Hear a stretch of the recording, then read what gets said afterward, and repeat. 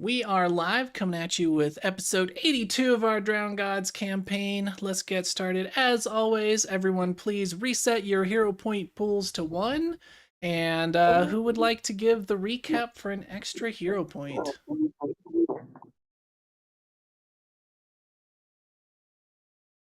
Going once. I'm definitely not going to be able to give a thorough recap, but I remember we spent a lot of time disarming traps, or avoiding traps that could be disarmed. Yeah, more or less. It started a little bit before that. We picked up when you guys were still in the room up here to the north, where the electric pylons.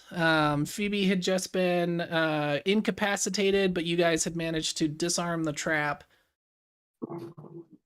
I'm seeing the beach right now. Oh, I forgot to move you guys back to the right map. My bad. There we go. Now you should be seeing what I'm talking about. Yes, there was the room with the pylons. We had just gotten rid of the ghostly choir by praying. Yep. And of course, Mono Anui's first reaction after the door unlocked and she came through it was to be like, Phoebe's got a strange tattoo. I don't care that she's dying.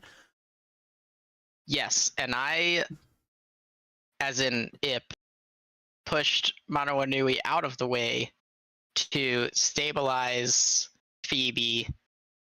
And meanwhile, Morgrim just wandered over and was investigating the metalwork on the walls and found stonework anyway. Oh, well, there's metal that goes into the stone. Is that right? So what he noticed about all of the walls was that the pyramid is built without mortar, so all of the stones are perfectly fitted to match each other. But then, yeah, what you're thinking of is down here in the bottom left-hand corner, he found an Ankh-shaped depression. Yes. And he did some fancy investigative work to determine that there were metal flakes, metal residue left over from where whatever goes in there was being shoved in and out. Yeah. So it seems like some sort of golden object is intended to fit into that depression. So then we healed Phoebe. Mm-hmm. Back, not quite to full health, but to workable health. Yeah, and then you took a 15-minute break to get everyone's stamina back. And that's when we entered the hallway of death.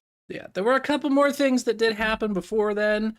Mono Anui noted that the veil between the spirit realm and the physical realm was particularly thin here in the pyramid, and that spiritual energies were coalescing near the towers, the electric pylons.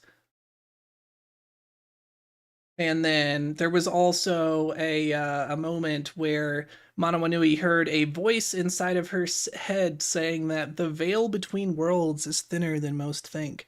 Voice that nobody else heard. All right, I forgot about that. And so then it was the hallway. Yes. And then in the hallway, there were traps, triggered dart traps, by stepping on certain tiles. Mm-hmm. They were pressure triggers. And so Morgrim put up his shield to block the darts. And after much ado, eventually Phoebe just disarmed the actual dart shooters. Exactly.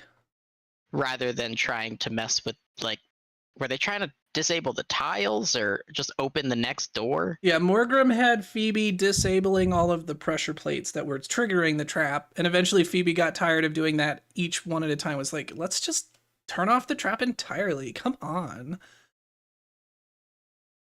Hilarious. Exactly.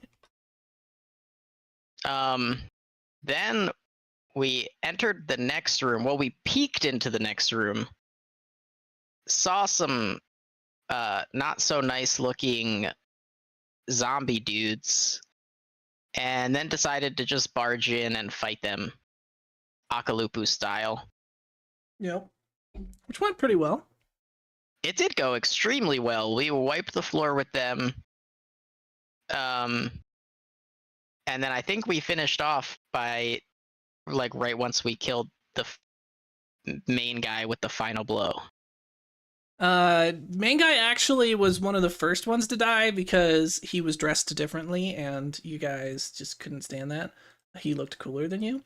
No, but he was doing some pretty interesting things. He at one point started screaming and pointing and made all of the other zombies move even when it wasn't their turn, which was concerning. And you're glad he never got a chance to act in the second turn because he was about to also do something pretty nasty. But you took him out.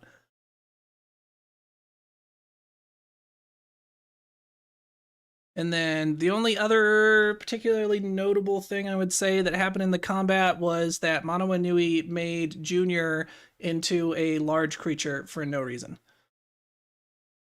Pretty funny though. Yeah. How long does that last? That is a good question. I'll have to check the spell.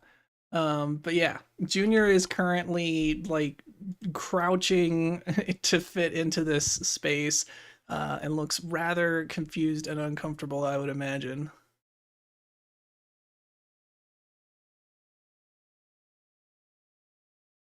And let's see. That's how I feel in real life, being 32 weeks pregnant, cramped and uncomfortable. I believe it. Well, that's Akalupu, not Manawa Nui. Spells, enlarge, creature, there we go. Duration is 5 minutes. Can it be dismissed? Let's see. 5 minutes isn't so bad. Gains +2. The spell has no effect on large or large creature. Okay. Yeah, so it's 5 minutes. It doesn't say it can be dismissed, so I'm going to assume that you're kind of stuck this way. For a while. Now, if people are looking to get another short rest to get their stamina back, then that 15-minute rest will definitely end it. But otherwise, you're going to be in your awkward teenage phase for a minute. You just hit a very sudden growth spurt. Akalupu definitely did, so we take a 15-minute break. He is hurt me. If I can get into that. If I don't want to take a 15-minute break, can I use that time to fashion some crossbow bolts out of barrel wood? Give me a crafting check. It'll have to be pretty good to be able to do something that quickly that is of any quality. Well, I rolled a 2 for a total of 11. Yeah. So you go over and you smash open a barrel, and the wood is not straight. It's not the right kind of wood. It's too brittle. You're not even sure where to start with it. You just end up with a bunch of splinters and you give up after a few minutes. Meanwhile, Morgrim, I don't believe he is going to need the break either. Check his stamina points. Oh yeah, he's barely down at all. So he is going to save the resolve point and is instead going to start looking through the chests. What is everyone else going to do? Phoebe will go ahead and take her 15-minute break.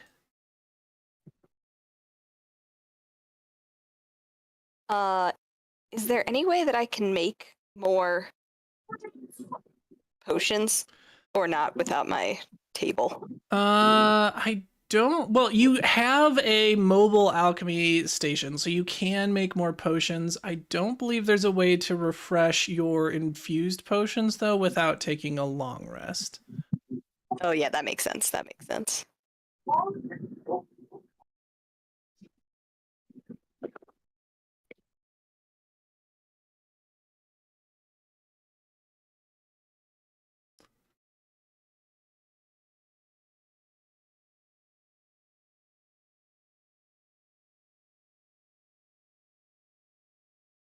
All right. Anyone else?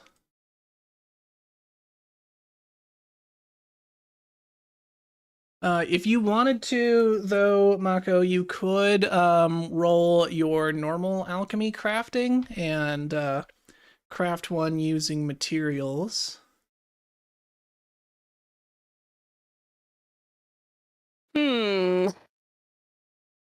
Materials.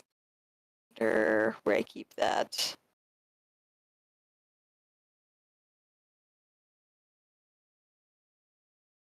And yeah, I just checked your advanced alchemy, which is what you use to make your infused potions, is on a long rest. So unfortunately, unless you guys want to, barricade the door and kind of make camp for the night, which not saying that's a bad idea.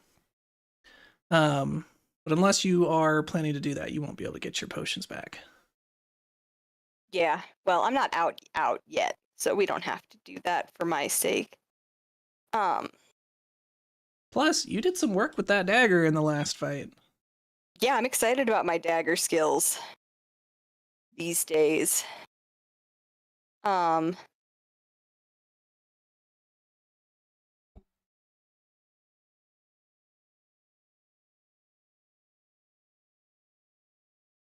But I'm not sure what should I roll if I wanted to make It would be some stuff. crafting. Hmm. Unless that name is not what I'm thinking. No, I have crafting. Okay, cool. Because of the difference in certain skill names between first edition and second edition, I get them wrong all the time. No worries.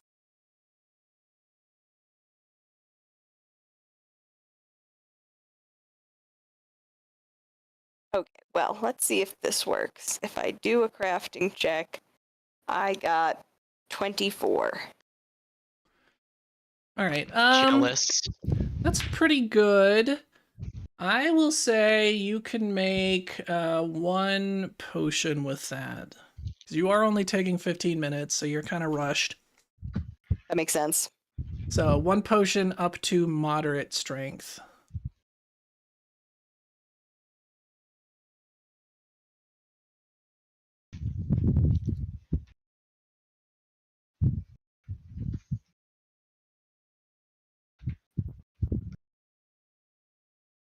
Okay, done. Sweet. All right. Anyone else? Akalupu, we'll assume that you just kind of like,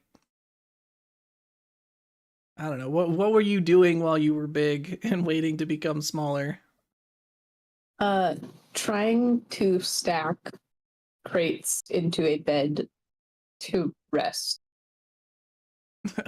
All right, you manage it. However, it is wildly uncomfortable, and you pretty quickly decide you would have been better off just trying to lie down on the floor. Yeah. And then probably just lies down on the floor after clearing a spot. Yeah. Meanwhile, Manawanui is probably hovering over you, berating you for not taking better advantage of her very good spell that made you, so big and strong. And she's still drunk, right? Oh yeah. In fact, let's get let me roll a fortitude check for her to see how she's doing with the liquor at this point. Let's see, fortitude. 17. All right, so she is now clumsy 3. You see, where is? There we go. Clumsy 3, stupefied 2, and sickened. Okay, cool. she seems to be hitting the peak at this point. Presumably, she'll start coming back down. But yeah, she is still very drunk.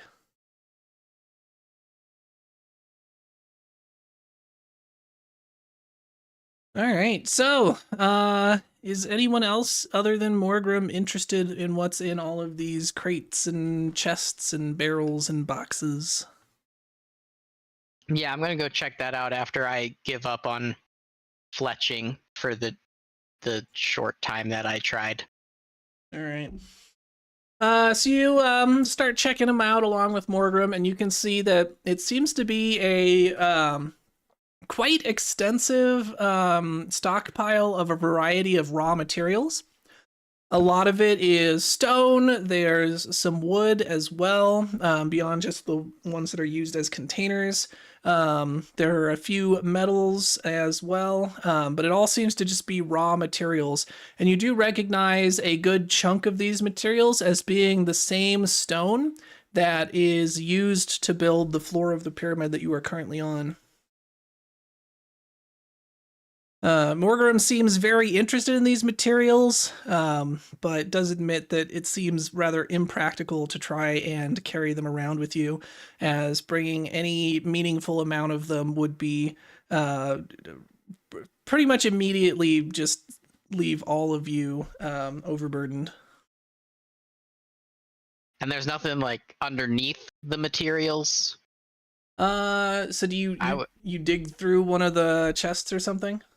Yeah, I want to take some of the materials out until I can see the bottom of the chest. All right. Which chest are you gonna do that on? The close one. Which would be okay, the one here. Yes. All right, so you take it out, and the chest is filled with a series of metal ingots, a dark grayish metal that has a kind of a very similar scent to that of blood. A smell you have gotten unfortunately familiar with these days.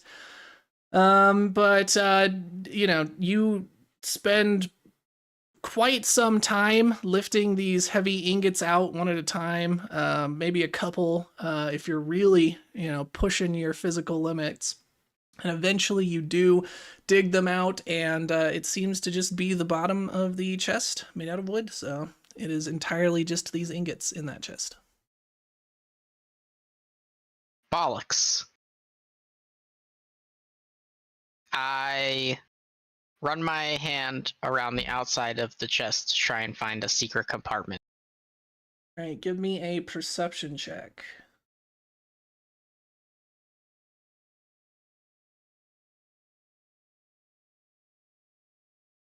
$29. All right.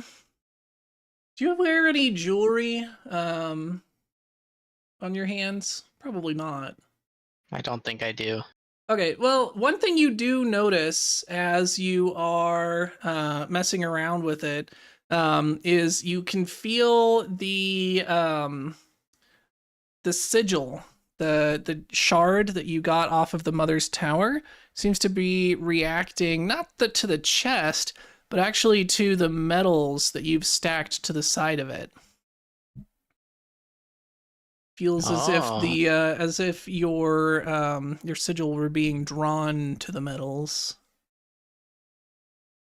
I take the sigil out and put it close to the metal. All right. As you are getting closer, you feel the attraction getting stronger and stronger to the point that you're worried if you get much closer, it might leave your grip. I pull it back and put it away. Magic. Dark, metallic magics.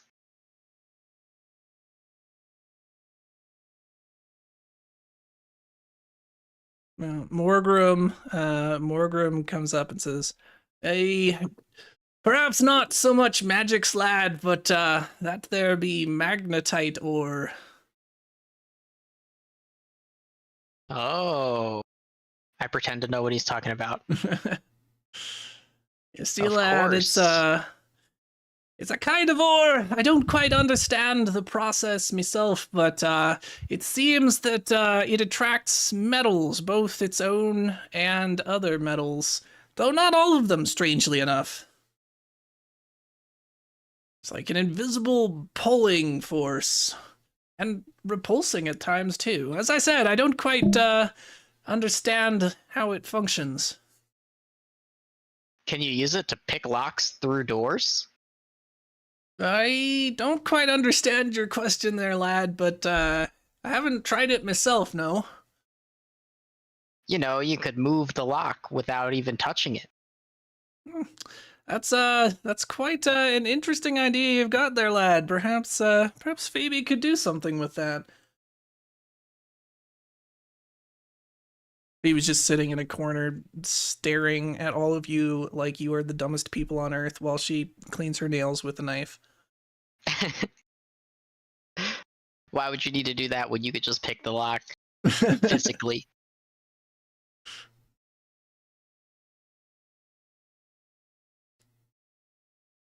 Junior's gonna try to go ahead. find like pocket-sized piece of the ore and just pick up a little piece for himself. He's also gonna look kind of through the barrels to find like, I don't know, the darkest, smoothest, most interesting looking piece he can find. Okay. So yeah, you're able to fairly easily either find a chunk of the magnetite ore or break it off. It doesn't seem to be the strongest of metals. It seems to be rather brittle. So you're able to do that, whether you find a loose chunk that had already broken, or perhaps just smash a couple together until they shatter. I'm gonna we'll just assume you managed to do that without losing any fingers. And then, as for the darkest rock that you can find, we'll say you find a barrel that is filled with small, kind of chickpea-sized, or maybe grape-sized, yeah, like grape-sized, smooth, polished spheres of a material you would recognize, obsidian. Nice. Yeah, I'm definitely gonna put those in my bag of interesting rocks that I inherited from my dad. All right, make sure to make a note of that somewhere. Start to understand a little bit why he collected those, even though as a child I always thought it was just because he was dumb. Exactly.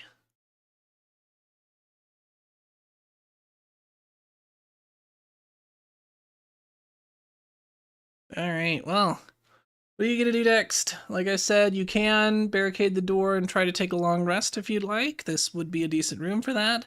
Otherwise, unless you are going to expend a pretty significant amount of time and effort trying to cart out these materials, which would take quite a few trips, it doesn't seem that there is a whole lot of value that you can get out of this room. Seems spooky going to sleep next to the room full of screaming ghosts. Fair. I'm gonna vote we move on. I mean, I think all of the rooms in this pyramid are gonna be next to something spooky. But I support you. Because I don't need to long rest, I don't think.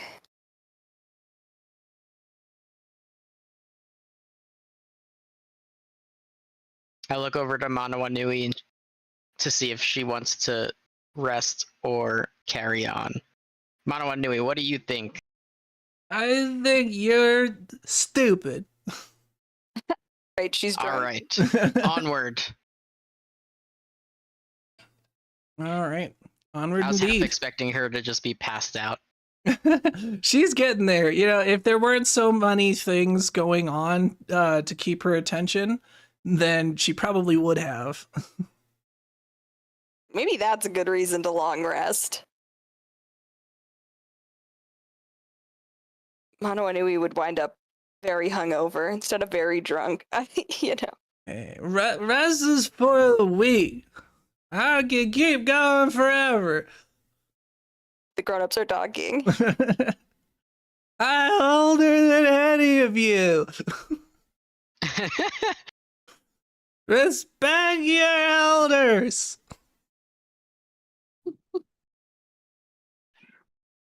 Yeah, I'm I'm sorry actually to say it. thinking. I don't respect your opinion right now. I actually changed my mind. I think we should barricade the door and long rest. I do respect your opinion. I'm on board with that. Well, he's Okay, going let's to get corner some- and pout. Uh, let's get some barrels and crates and stuff to barricade First, let's this close the door. First, lad, let's get these zombies out of the room. If I'd rather not sleep next to one of these, if possible. Oh, Yeah, I wasn't that's sure a if they good like idea. turned to dust or whatever. Oh no, their bodies are still definitely there. All right, so takes a few minutes, but between Morgrim and Mono Inui and anyone else who joins in, it's not too much of an effort to get the zombies out into the hallway. I think that's everyone. Unless one of them's hiding under someone. There we go. Now, yeah, easy enough. You're able to take some of the crates and boxes and stuff and just scooch some rather hard or rather heavy ones out in front of the door and make a pretty solid barricade, leaving only solid walls surrounding you. So assuming you aren't attacked by another, spooky ghost choir that can just go straight through the walls, you should be pretty safe. Yeah, this is one of the only rooms we've gone into that only has one point of egress, so I feel like this is what makes sense. All right. I can take first watch for spooky ghosts. All right, Morgrim will volunteer for second watch. Are you going to say that you can take 2 watches, or are you only going to take a 2-hour watch? No, I could take 2. All right. So Morgrim's like, "Are you sure, lad? You need your sleep. We need you at your fighting best, after all." Yeah, my fighting best is after 4 hours of sleep. Well, I suppose I'll trust you, lad, but I must say I'm rather jealous. Some of us are just built different. All right. Mono Inui will not volunteer to take a watch, which is probably for the best. So, is anyone going worry to? about it. Oh, good, Abe, you're here. So, I am. I just got here. I got on when you're talking about watches. nice. So you didn't miss too much. Basically, to catch you up, you checked out the room, found out that in here is mostly just raw materials. There seems to be stone, ores, wood, and other various raw materials. One of which is magnetite ore, which Ip found in a chest. Mono Inui grabbed a chunk of it, as well as a couple of obsidian marbles to add to his rock collection. And then discussions were had of whether you want to continue to push forward or if you want to take a long rest here. Also, I rolled Fortitude for you, and you are currently now at Clumsy 3, Sickened 1, and Stupefied 2. Nice. But you do seem to be hitting the peak in terms of alcohol intake at this point. You're probably going to start coming back down. Nice. Anything I missed? Junior grab the rocks. Not Akalupu. Or Akalupu grabbed the rocks, not Mono Inui. Oh, sorry. Correct. I don't know why I keep getting y'all's I names figured- backward constantly. I figured y'all didn't play for me. Yeah, I did. I did have you act surly and drunk though. So Nice. you did call people stupid, and they also decided that they wanted to stop here and rest specifically so that you could stop being drunk. Sounds like a bunch of sissies to me. You know, that's basically what I had you say. Yeah, that was pretty much exactly Thomas's role playing for you. You got it. You got Mono Nui. You got her personality on lock. So if you would like to more vehemently argue against their decision, you are of course welcome to now. But you are now basically caught up. You dragged a chest in front of the door to barricade yourselves in, and that's kind of where you sit. Making decisions for me without me. I'll show them.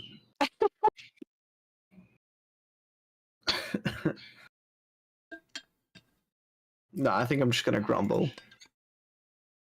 I don't think I feel like well enough to like actually put up a more spirited defense or a spirited fight.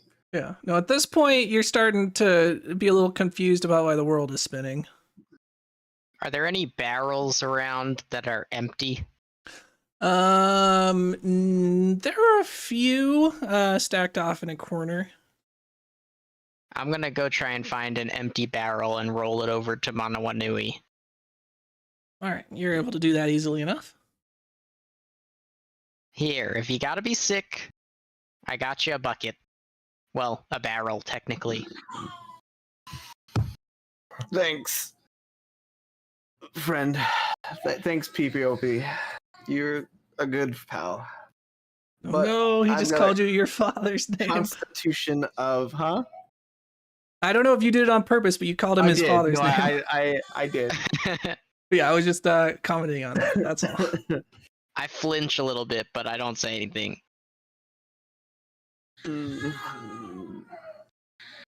But I've got a stone of iron, or stomach of stone, an iron of stomach.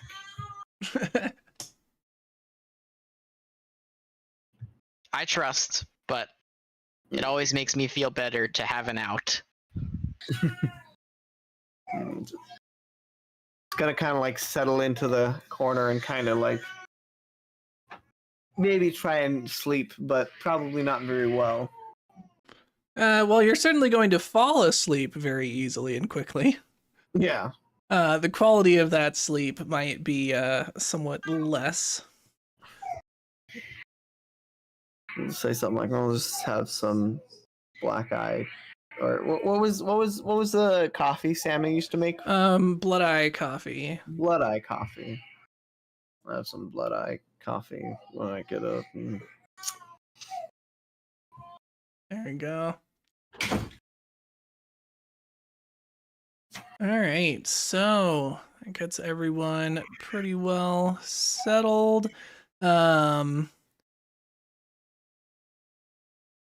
I assume y'all are just going to, get out the old bedrolls. Everyone will go ahead and eat a ration, all that kind of good stuff, and then settle in for the evening. Yeah, sounds good. All right. Mono Anui is going to probably skip the ration. Fair. I mean, you certainly got plenty of carbs today. I was gonna say. All right. So, Ip, you are on first watch. Go ahead and roll perception for me. Let's see. Man, these rolls are not going my way. 15. All right. It is silent as a tomb. The only thing that you hear is the breathing and snoring of your companions. It's actually quite unsettling. And all the lights are out, right? I'm gonna turn my light off. Yeah. Well, I would assume pretty much everyone turns their lights off. Maybe one of you, kind of puts yours partially covered in something just to give the slightest bit of light. Or are you guys going full darkness?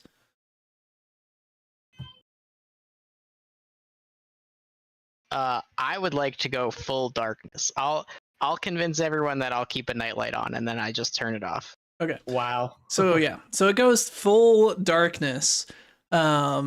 And I And want to exercise my second sight a little bit, see if I can see into any of these crates or something.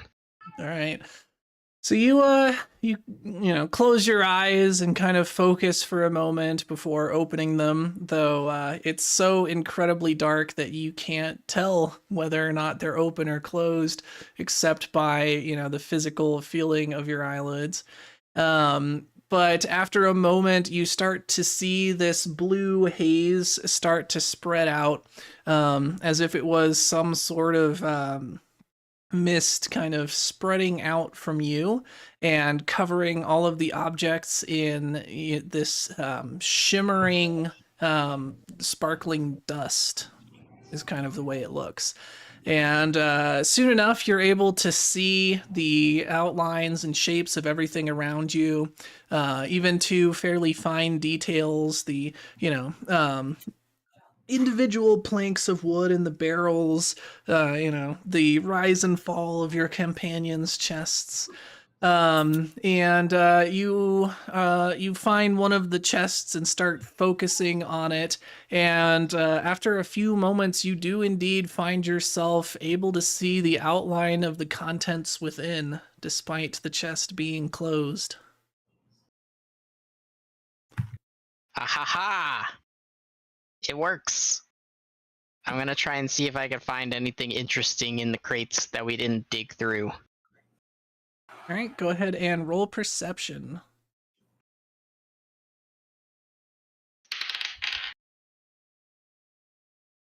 30. Dang.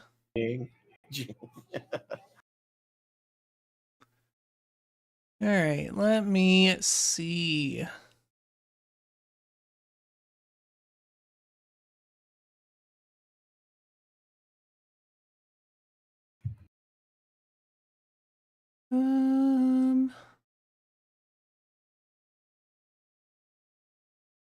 Huh. What is implosion dust? I am curious now.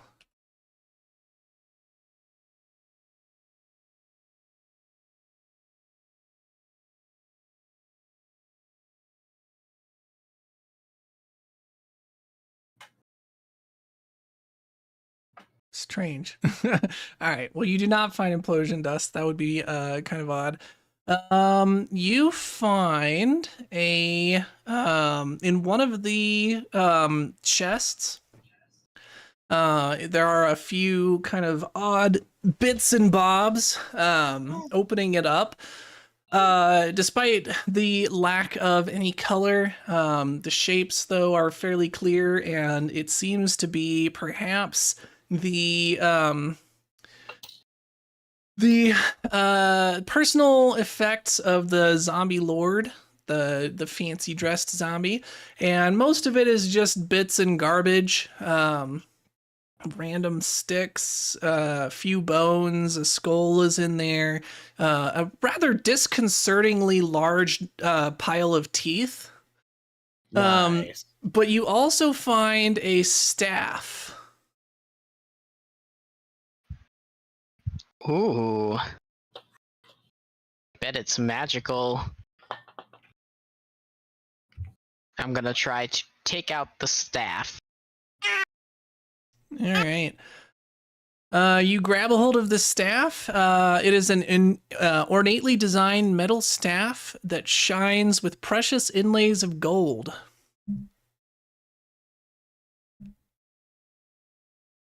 Oh, this is cool. Would you like to roll perhaps Arcana to try and identify what exactly this staff is? Yeah, because I didn't prepare detect magic. So let's do Arcana. I got a 4. All right. You have no freaking clue. It's not really my forte. Yeah, you may have to wait until the morning, get your captain in her cranky, wait until- hungover state to hopefully help you. Wait until Mono Anui is coherent. Exactly.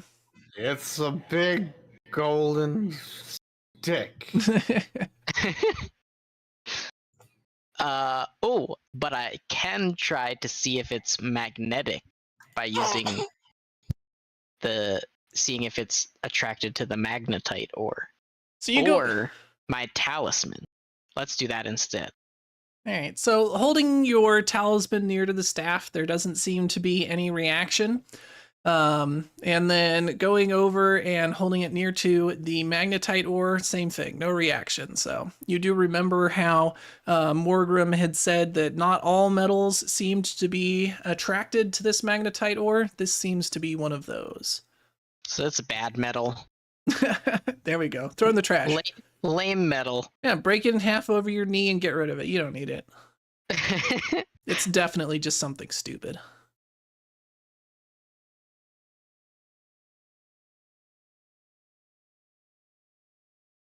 Okay, cool. I'm gonna hold on to that and spend the rest of my watch praying and fiddling with my talisman.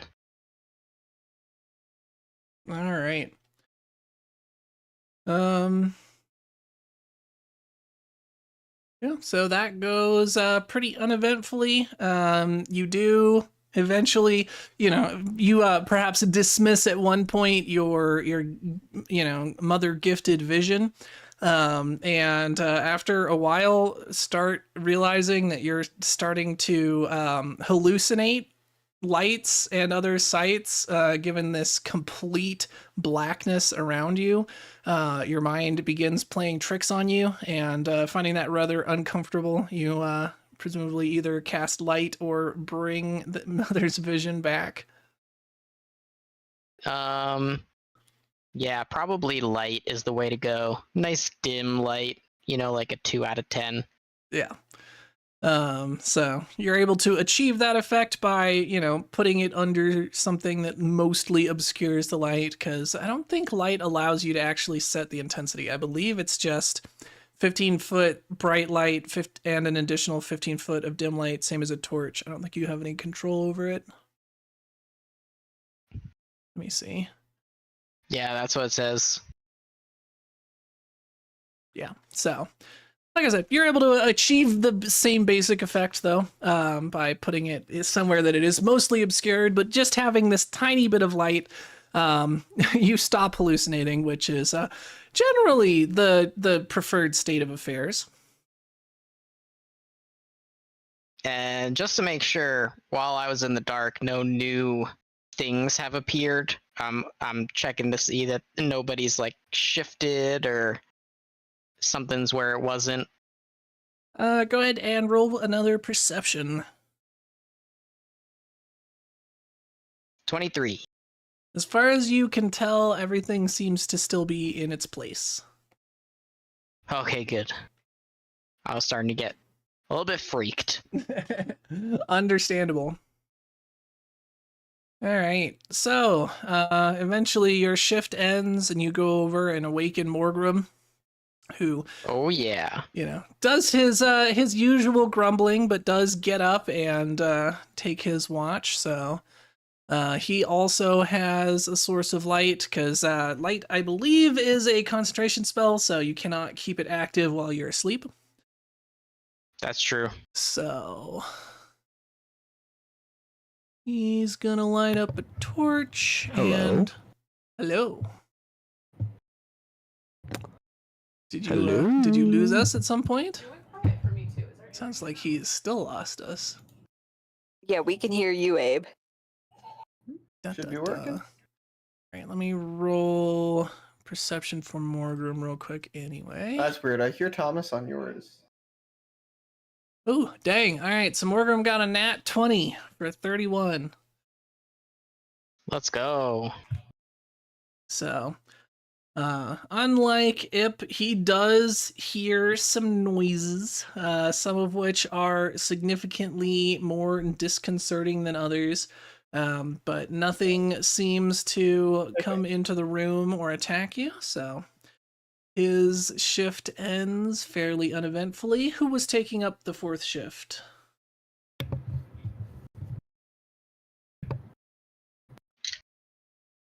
All right, so Morgrim will hand over his ever-burning torch to Akalupu because I don't believe you have any source of light otherwise.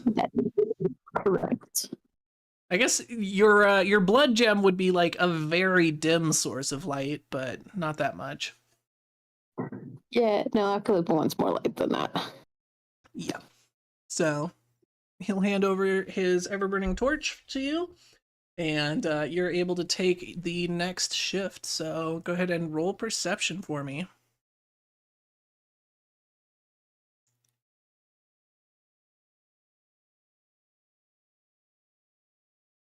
Do, do, do, do.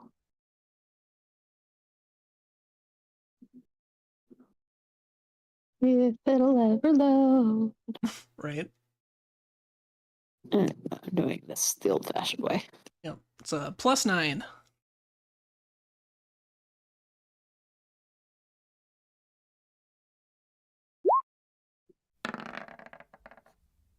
Oof, nice.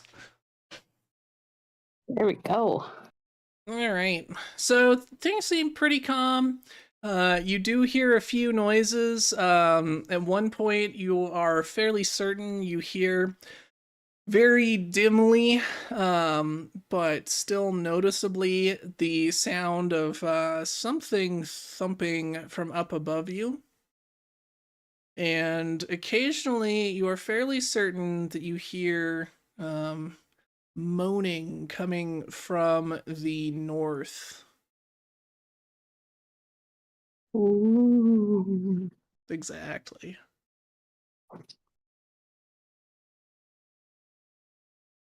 But otherwise, once again, there's no banging on the door. It doesn't seem that you're having they've got a cave troll moment. That's good. There's no drums in the deep. Thankfully, there's no well for Manawanui to drop a skull down. It's just Morgrim snoring. Nice.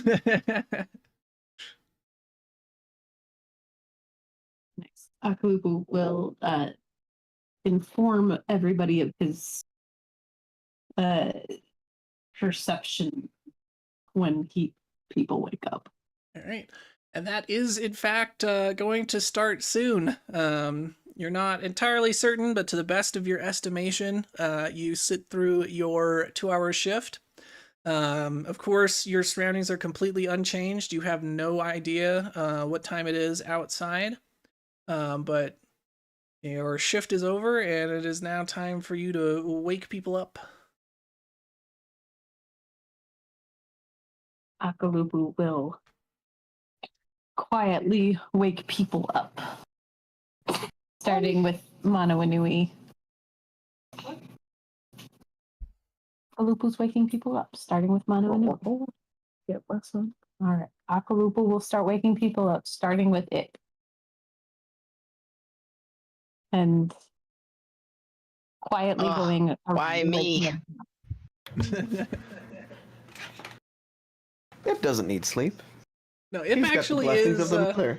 exactly. Ip actually, other than his old habits, of course, your habits were to be an early riser anyway. So you're probably just fine waking up, and you feel quite refreshed. Just kidding. Pick me. So Ip is quite easy to wake up. Morgrim is a bit slower, but after a few grumbles, he will stir as well. Phoebe, you start getting close to her, and when you're still 3 feet away, she does like a backflip, draws a knife, almost throws it at you, and then winks. No teehee. Teehee and then winks. Akalupu laughs, mostly Yeah, it's unclear whether she like actually did all of that as an act, or if she was about to throw a knife at you and just barely stopped herself. Yeah. Akalupu makes a mental note to let someone else wake up Phoebe next time. And continues to wake up the rest of the party. waking up Mako last because grumpy teenagers are never fun to wake up. He should know, having recently been one himself. Dun dun dun. Probably still are. I was gonna say recently. I mean, he's not quite a teenager anymore, though, right? I'd say, I mean, you're probably like 18, 19. You might be in your very low 20s. Yeah, 18 or 19-year-olds don't consider themselves teenagers, though. Fair. they really. They're like, I'm a grown-up now. That is fair. But objectively, teenager, because there's teen in your age. That's how it True. works. But totally get you. I agree.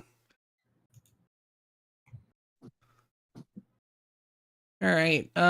Meanwhile, Mono Inui, for the very first time, actually slept for 8 full hours.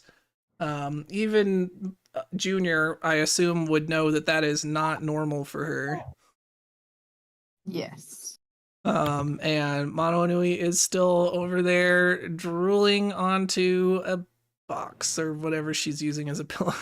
She's drooling onto Reginald. Oh, Reginald, you're so poofy. Exactly. Junior is very much going to take this as a chance to get back at the many, many years of obnoxious waking ups that Mono Inui did to him, and starts asking everybody if they have any ice.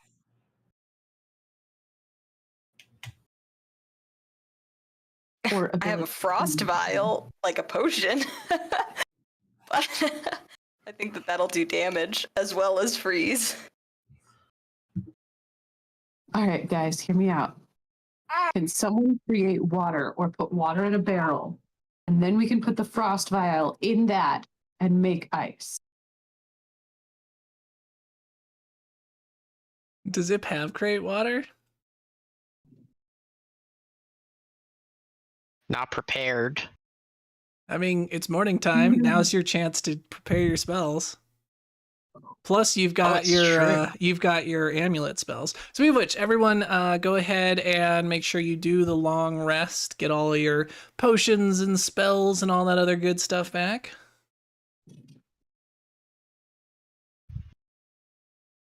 Full night's rest.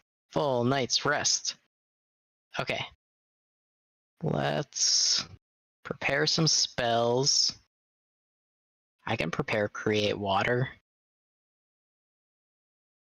I think.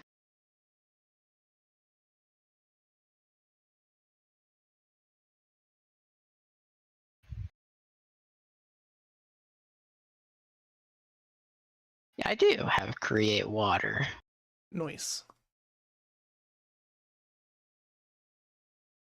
Adding clothes, and we'll get rid of shielded arm. That didn't seem useful.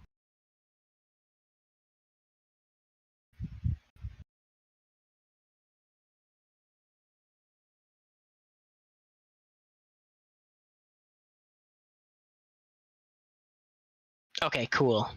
So you want me to create some water in a bucket? Barrel? I keep saying bucket. Yes. All right. I do And- the thing.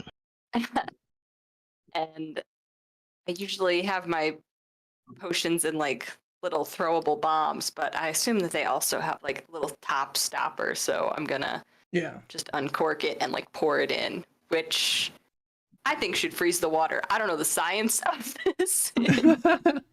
Yeah, because you're you guys so if you remember the gift from Sunbeam, one of the things that was especially notable about it was that it was glass. So you obviously don't have like glass vials. So what you have is basically small clay jars, and then there's this type of sticky moss that was native to the island you came from that you're using as essentially like a wax seal on the tops.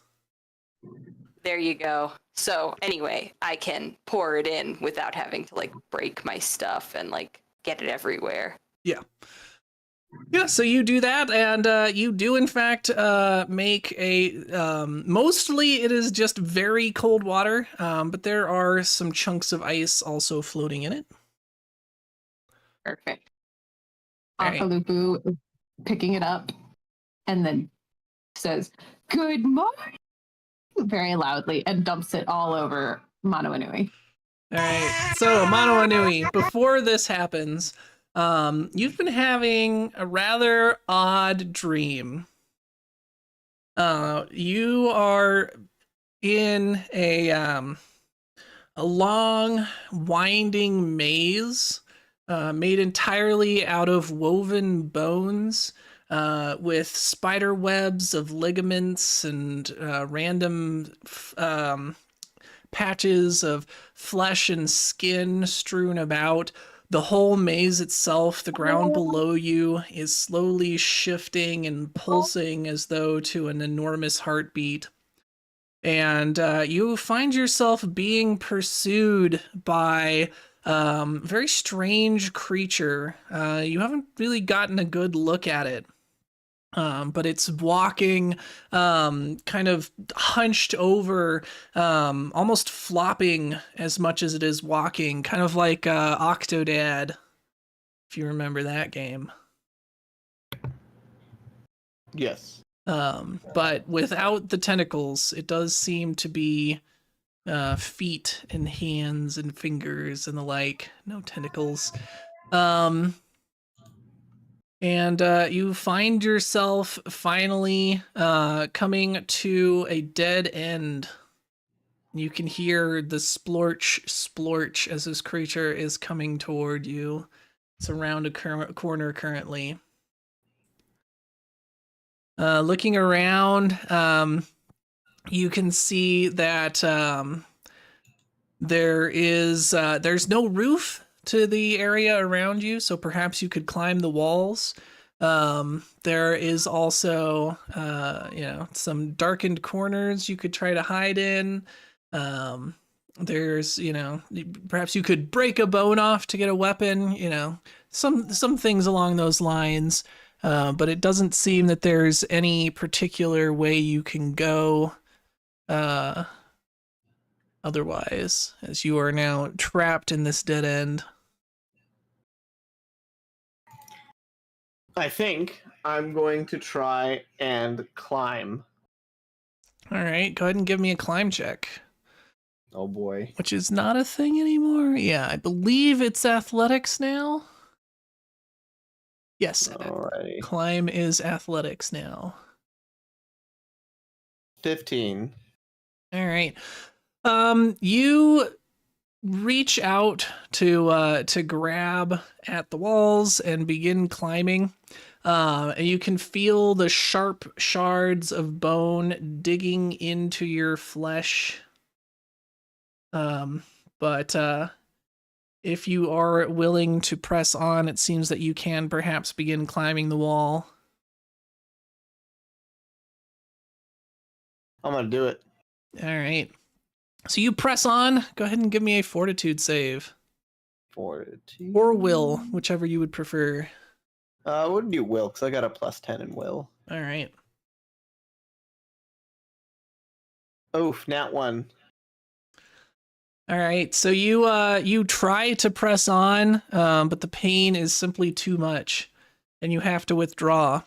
And you hear this echoing voice. You recognize it from something recent that you can't quite place it.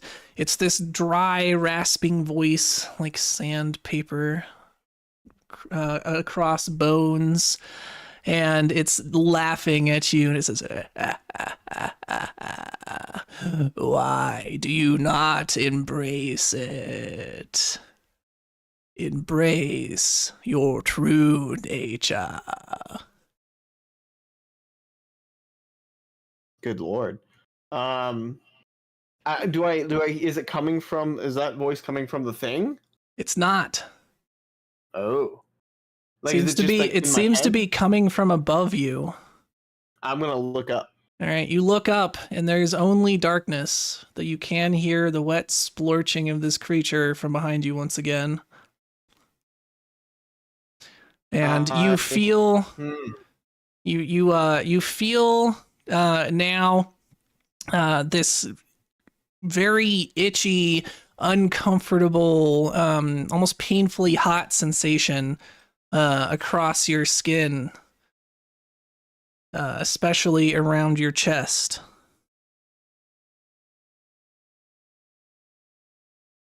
Go ahead and make me another will save.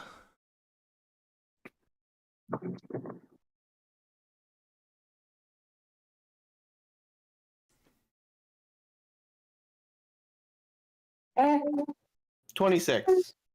All right. So you feel that this is this overpowering sense to just dig in and scratch at your skin and just rip away your own flesh. You are still able to control it, so it is up to you whether you give in.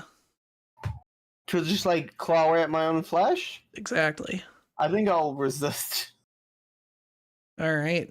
So you resist, and this the splorching is continuing to grow closer now.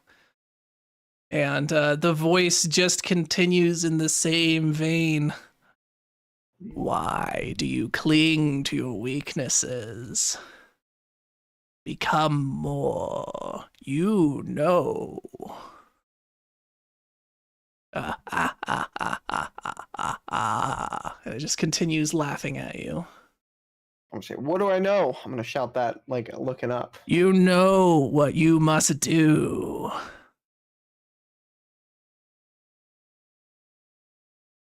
I don't know if I like that. All right.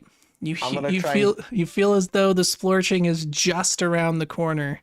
It's now or never. To do something. To do something. I'm gonna try and climb again. All right, go ahead and give me another will save. 23. All right. So this time you are able to make it further. And instead of being painful, you actually feel a sense of relief as you are climbing.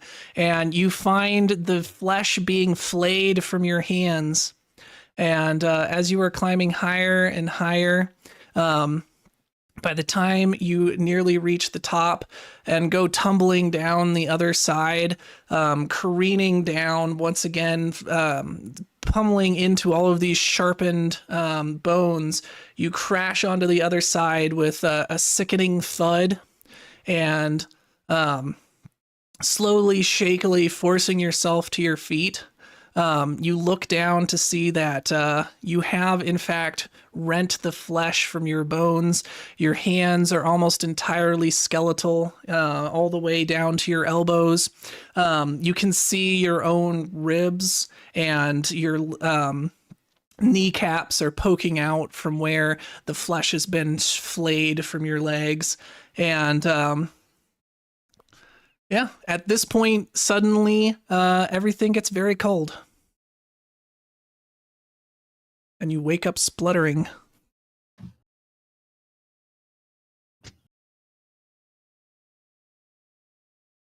gonna wake up. I'm gonna give Akalupu a death glare.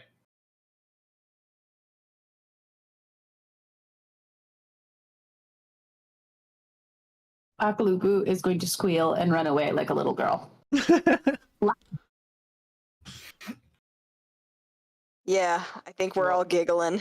How big of a bowl of water are we talking about? We're talking about like a splash to the face, or we're talking about like a This is what is create There's a whole water? barrel. It's like it's 1 square, so it's a 5 foot by 5 foot cube of water. Is that correct? Oh wow. Jason? 2 gallons of water. Okay, 2 gallons. Yeah, this is kind of like You're Super Bowl drenched. Yeah.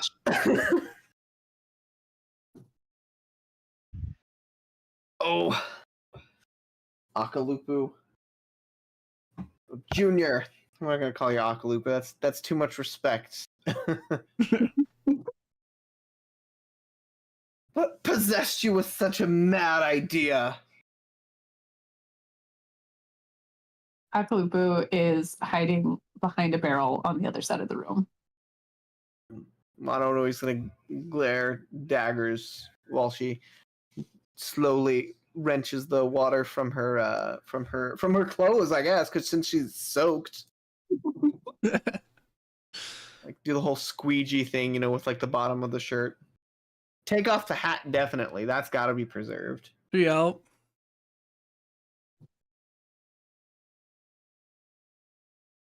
Akalubu is very proud of themselves. As he should be. Better angry and wet than hungover.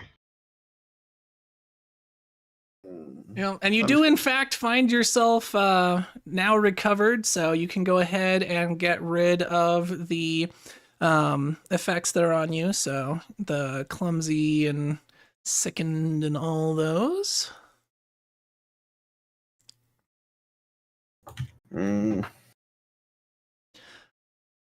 Sleeping's for the weak anyway.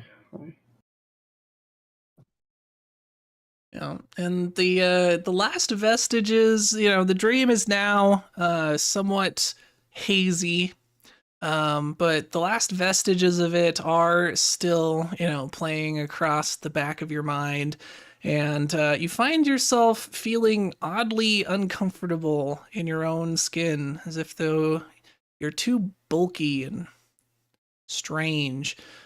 The bony hand you have hidden away underneath that glove feels much more natural now. Hmm. Uh-oh, SpaghettiOs. Definitely going to flex that hand, pondering the very odd sensation. Just it feels right somehow. And you still, in the back of your mind, you're thinking about that voice saying that you should embrace what you can become, your potential. You should give up the weakness of the flesh.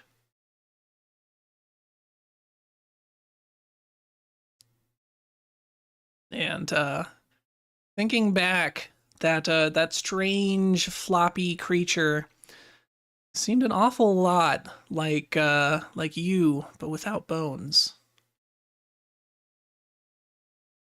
Gulp. How do I know he's always having to have gross, horrifying dreams? She's just a tortured soul.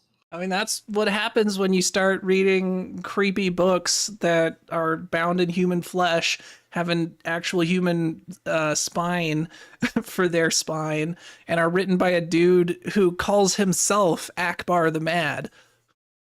Could have happened to any of us. Right? I love that you're like, well, this isn't exactly my fault. any when you're up late and it's like, I don't really feel like sleeping, I'll just read. Right. You gotta read the creepy Comic-Con or whatever. And I forgot to mention, was also given to him by a demon. Right, yeah. Just that casual part.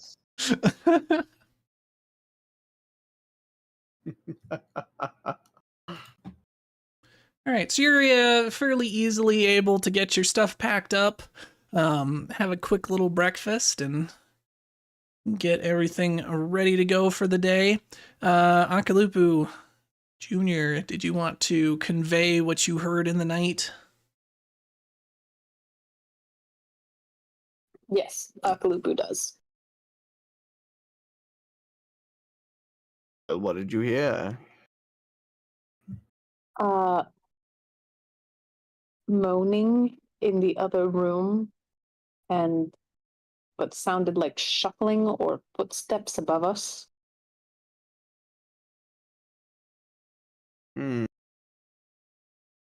Sounds like more zombies.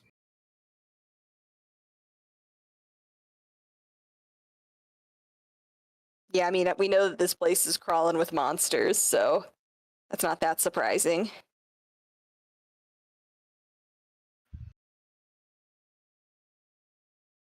But good work, team, for keeping watch and we stayed safe through the night. So that's a W. Put that in the W column.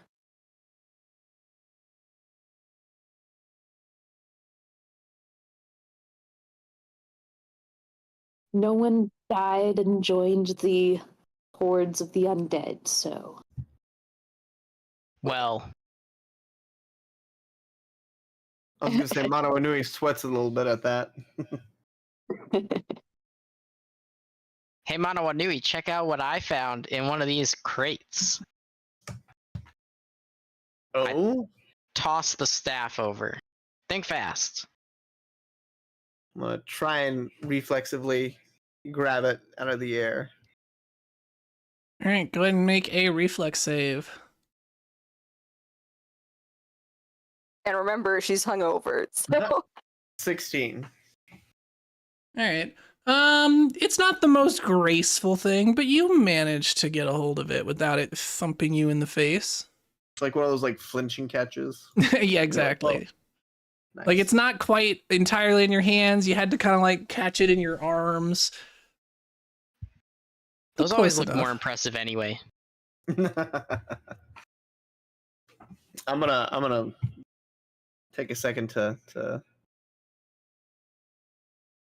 catch my bearings on what just happened. I'm gonna look at the staff. I was holding a crying child at the time. What does it look like when you first described it? All right, so it is an ornately designed metal staff that shines with precious inlays of gold.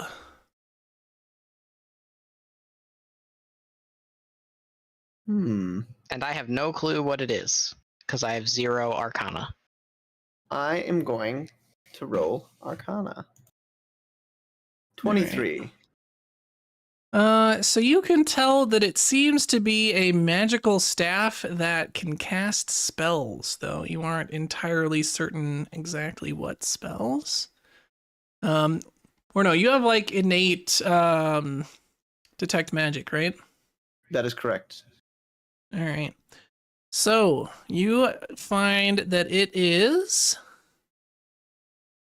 let's see, a staff of phantasms. So you can tell that it has strong illusory magic around it. Let me send you the link in chat. Actually, I'll probably put it in the Discord chat. That's probably easier to find later. Oop. So this is not greater or major. It's just the standard Staff of Phantasms. So when you cast a spell from the staff, the illusory image of something that you desire flashes across the surface. While wielding the staff, you gain a +2 bonus to checks to disbelieve an illusion. It is activated by casting a spell. You expend a number of charges from the staff to cast the spell from its list. It can cast Figment as a cantrip. It can cast Illusory Disguise and Illusory Object at first level, and Illusory Creature, Illusory Object, and Item Facade at second level. You know, just for the heck of it, to demonstrate its power, I'm going to cast Figment, and I'm going to make a little rat appear that may or may not bear sharp resemblance to Chi-Chi, just like right in front of a Poi Pip.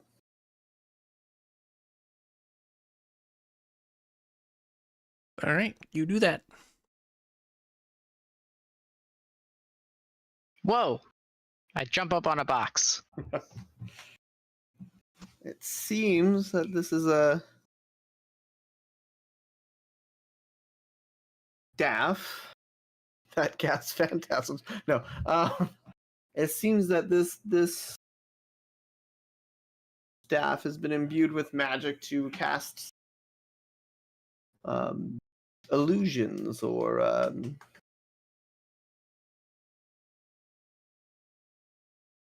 where did you find it? Just in that crate over there with all the zombie stuff. Mm. You want some bones or teeth? What? Well, that's what else was in the box. Hmm.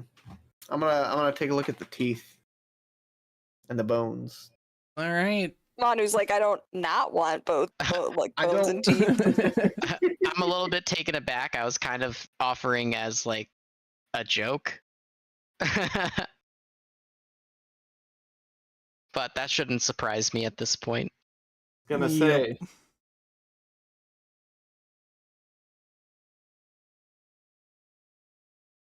All right, you take a look, and they're definitely human bones and teeth. Just regular old bones and teeth. Some of them are older than others, but yeah. No runes carved onto them. Nope. Nice. I'm gonna grab I like one that's about like a foot size long, and I'm gonna put it in my pack. Like a femur or an arm bone or yeah. something. I'm thinking more like an arm bone. Okay. You know, what's the bones in your forearm called? Your ulna and your radius. Oh, All right. Ulna and radius. Nice. All right. You find one of those. you know, actually, I knew that because I broke both at one point. Ouch. Oh my Yeah. gosh. Anywho, yeah. So I'm gonna take one. I'm just gonna put it in my pack and save it for later. I'm like, interesting. All right. You've got an old, mostly white, with a few yellowing, marks across it. Fulma.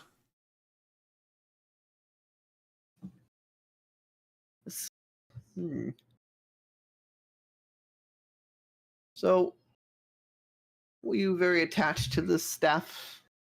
I'm gonna ask Poipip. It's pretty, but I can cast my own spells. Hmm. Well, if you don't mind, I think I might try it out for a little bit while we're in this dungeon, just to give it a test. What are you currently wielding? Nothing. Her My incredibly superior mind. My Then- mind. Yeah, you should definitely take that because I have a big old two-handed crossbow, so Hmm. can't carry both. Hey, wait. Actually, I also have my nails. I have my mind and my nails. I mean, unless you'd rather take my crossbow, but I'd be more loath to part with that. No, I think I'll stick with the staff. All right, it's all yours, Well, but you owe me one. of course. Anything, just ask me.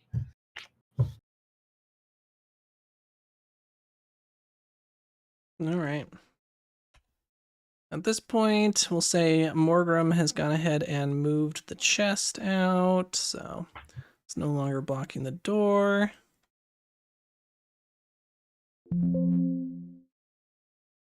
Morgrim also heard noises in the night. Were they the same noises that Junior described to us? And do you feel comfortable deciding if he would tell us? Yeah, I feel like he would definitely tell you if he heard anything, and it was pretty much the same things that Akalupu heard. Okay, cool. Certainly not any voices telling to him to abandon his flesh or anything. No, only weirdos would have thoughts like that. Exactly. And then not tell the group about it, but I knew that. That's a little Yeah, private Mono Anui time. That's private mono time. Everybody dreams like that. I just assume it's norm. You know what I mean? Exactly. Everybody dreams of Electric night. sheep. Yeah, basically. Death and I- decay and undeath. It's a death is a natural part of life, guys. It's just nature.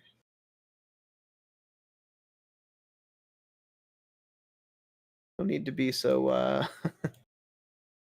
you know, unnatural about it.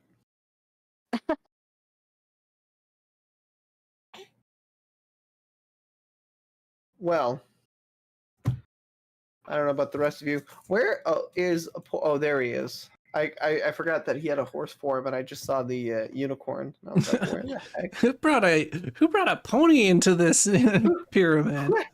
Who brought the horse? Right, well, shall I'm a we? human right now. That's how I feel. Wow. Did anybody else see that? Spooky. You should probably get out of here. Da, da, da. Well, I'm going to open the door and I'm going to gesture and say, after you. Wait. Didn't Morgrim say that this place could shift itself around and reconfigure? I hope those traps aren't reset. I use the butt of my crossbow and tap on the tiles to see if it triggers any traps. All right, nothing happens. Whew, okay, good. I think the traps were in the next room, not this like hallway room. No, Well, there it's was too late there now, was I a stepped in. yeah, there was a poison dart trap.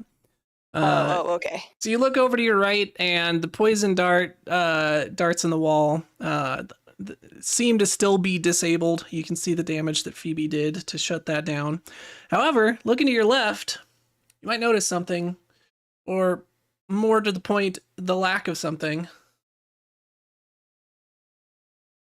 No zombies. Exactly.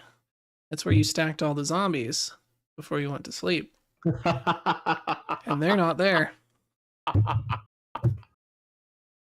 Yeah, they're probably. Next time, I vote we burn the zombies. Don't laugh like we're gonna that, burn Abe. the zombies in a closed room. I don't think you Better guys than the understand how alternative. oxygen works, but yes, that's not a good idea. Hey, look, if we can't live, the zombies can't live either. Yeah. If anything, you probably have the same idea that they used to, where things that burn have like a material that is part of them.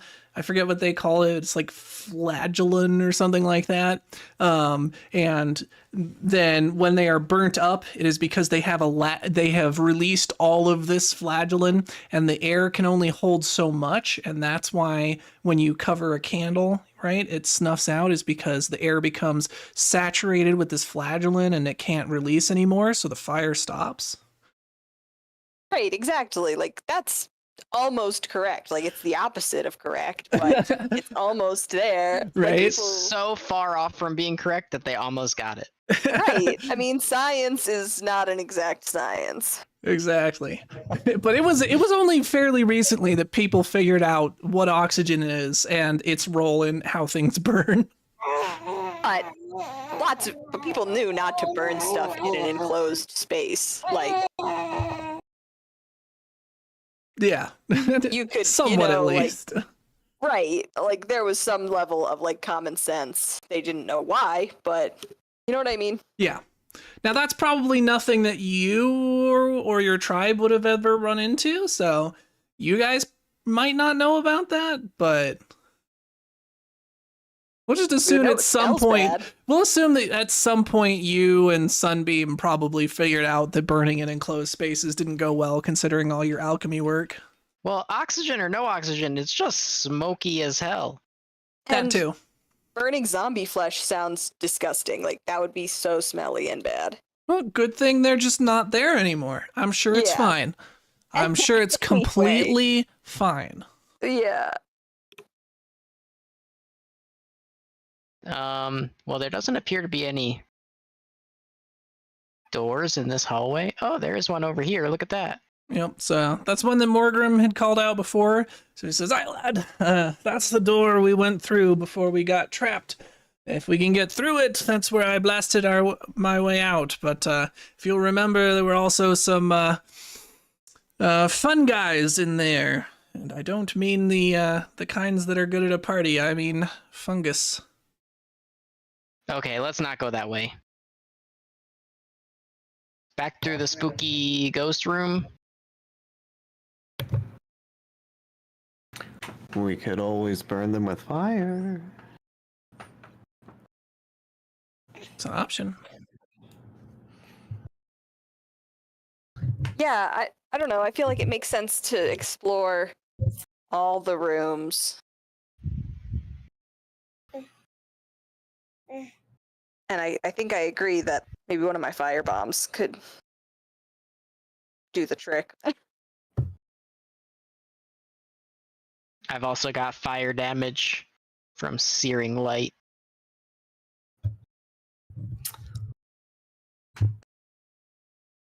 All right, so I think it's decided. We open the door, you throw in your firebomb, you close the door, let them burn, and then clean up the aftermath.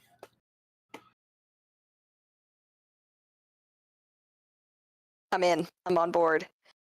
Was the fungus just fungus, or was it like bad guy fungus?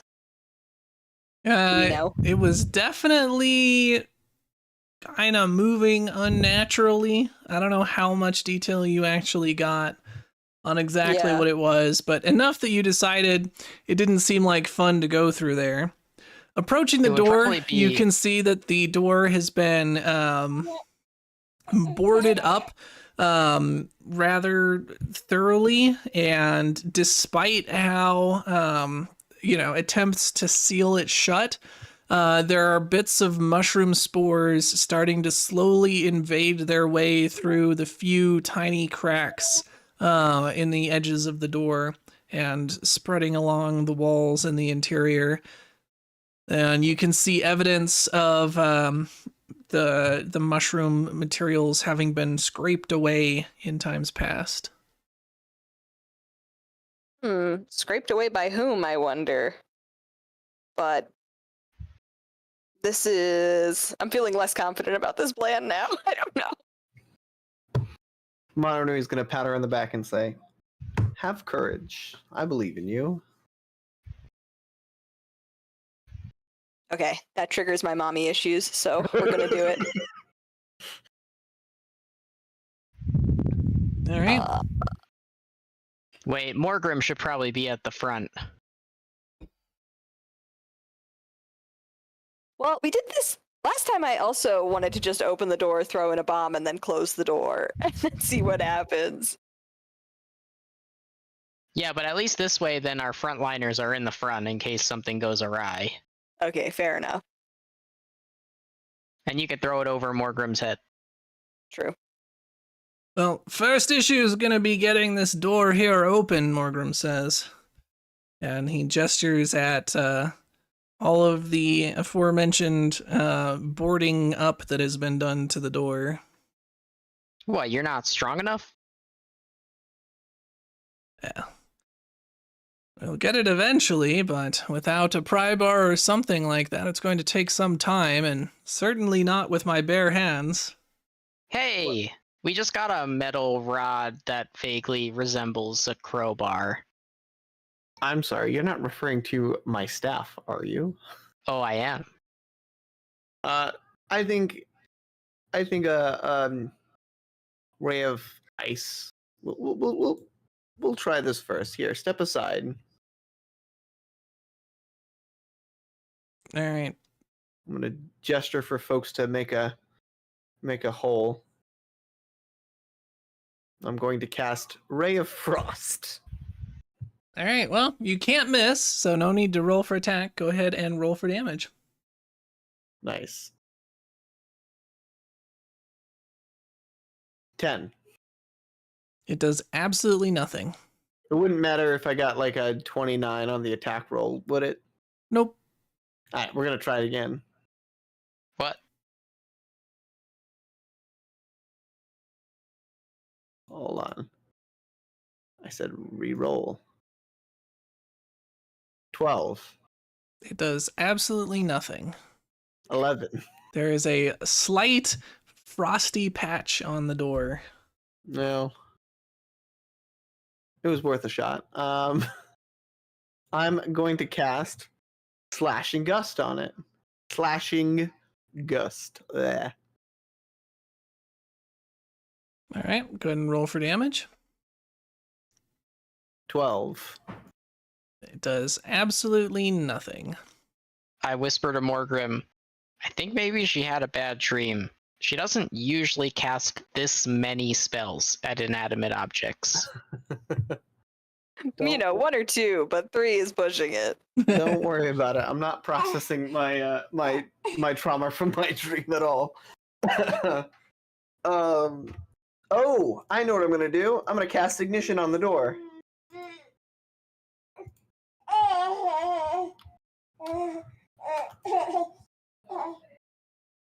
What? Oh, I've been informed there are stone doors. Are they in fact stone doors? They are in fact stone doors. Well, I'm gonna target the fungus on the doors and the boards of wood on the, because they're wooden boards, I assume, right? It seems to be a mixture of both stonework and wood. It seems to have been somewhat hastily assembled to seal this shut. Well, we're gonna cast Ignition anyway.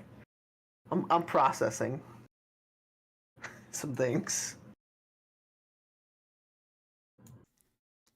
10. All right, you burn away some of the fungus mold growing across the stones, and it sloughs off in charred ashes. Otherwise, the still- door is entirely unaffected. Is there still some of the mushroom slosh left? Oh yeah, there's stuff all around the door, and Ignition is a pretty small area, so. Oh, I'm casting it again, and I got a 15. All right, well, you keep burning off mushroom stuff, but the door is completely unaffected. It does not care. I'm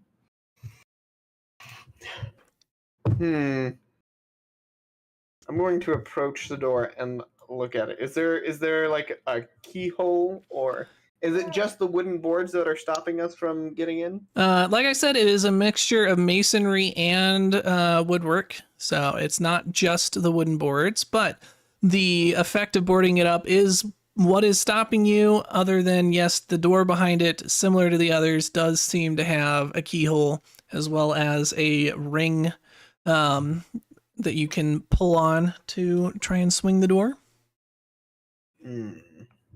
Were there any metal bars in the, like, building materials in the last room? Probably. Akalupa's gonna go get one of those. All right, you are easily enough able to fetch one. On your way I'm gonna back, hand it- though, as you you pass the door on the north side of the hallway here, you once again hear the moaning noises you were hearing in the night. As he passes by Hi. which door? This door right here. Gotcha. I am going to hand Morgrim the pry bar. Or the metal bar. And say, all right, 2 things. 1, still moaning coming from that door over there. Just so everyone's informed. 2, Morgrim, here. Hi, lad. Perhaps that would be a bit more effective than what your captain over there is doing. Would you give me a hand with it? Oh, yeah. All right. So 2 of you go over there and let's see, probably an athletics check. Athletics is strength based, right? Let's see. Yeah, it's strength based. Okay, athletics.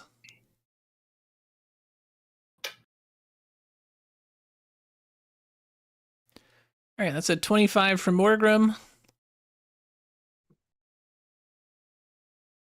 You actually want to roll this time, Hero Lab? Da, da, da. Nope. Hero Lab does not want to roll. So Just use your physical dice. I don't have my physical dice. Oh my gosh. All right, it's a plus 13 for your athletics. 21. All right. 21. So between the two of you, you guys are able to start breaking off the reinforcements on this door. It will take some time, though, to get it all done. So the rest of you have a good 15, 20 minutes. What do you do? Or do you just watch? Mono Anui is gonna go peep through this door. All right. You see the towers continuing to arc with their strange arcane energies. Otherwise, go ahead and roll perception. Oh, okay. 29. All right. You don't notice anything else out of the ordinary. Can I use my ageless patience to get a +2 to that roll? You can. You still do not Sweet. notice anything out of the ordinary. Okay. So I want to make sure like 30 wasn't like the threshold. Yeah, I'm gonna step into the room and just kind of like stand here. All right. So you do that, and you hear moaning. Go ahead and roll perception, or not perception, initiative. Oh yay! So let's go ahead. Actually, before I do that, Oh, you roll my initiative, right? I sure do. All right, real quick. Let's see. Is this the right room? It is the right room. All right, I don't do it that way. Would you do it that way? That would be crazy. There we go. This button.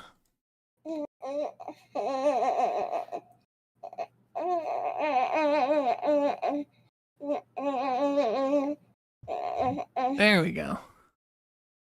Now we roll initiative.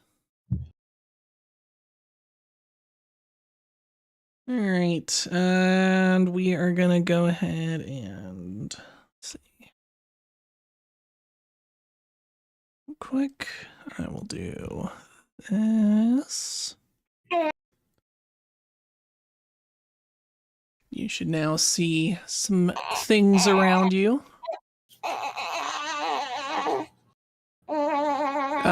Anyone using non-perception? Does perception even help us if we're not in the room? In this case, yes, because presumably you're going to hear Mono Anui's pained screaming pretty soon.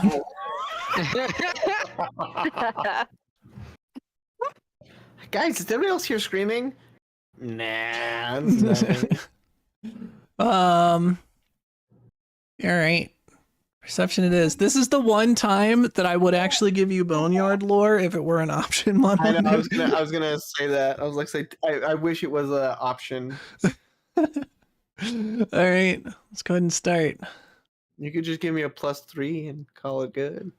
All right, Morgrim doesn't know anything's going on, so that's the end of his turn. Phoebe doesn't know anything is going on, so that's the end of her turn. Ip doesn't know anything is going on, that's the end of his Good turn. lord. So, good old ghosty boy number 1 here. What did I roll? Where's the stage? So, good old ghosty boy number 1 is gonna moan woo and float up to you. And let's see. Go ahead and give me a will save. Oh boy. All right, +12 is 29. All right. Let's see. So on a success,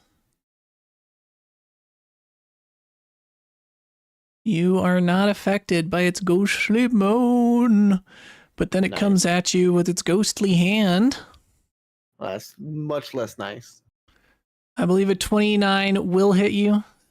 Is that a maybe. crit? No, my AC's 20, so Okay. just one off. Just barely not a crit, thankfully. And you're going to take 10 points of damage. Sad day.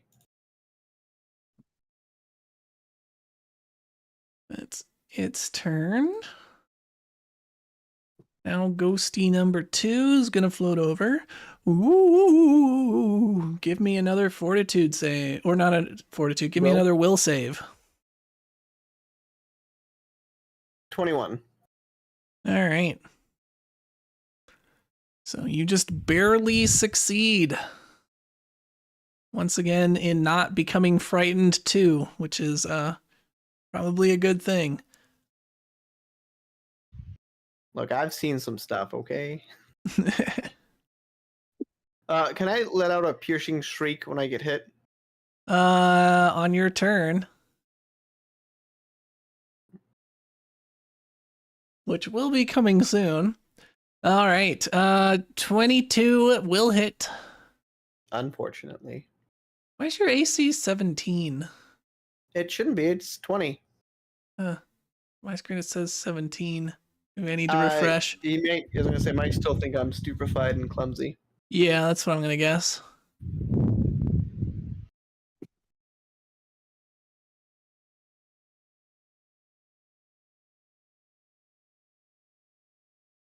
All right, so you're going to take another 10 points of damage Oh yay. as this one also begins to attack you. That is its turn. Oh, quick question. This probably doesn't matter. But I've got a blood vendetta.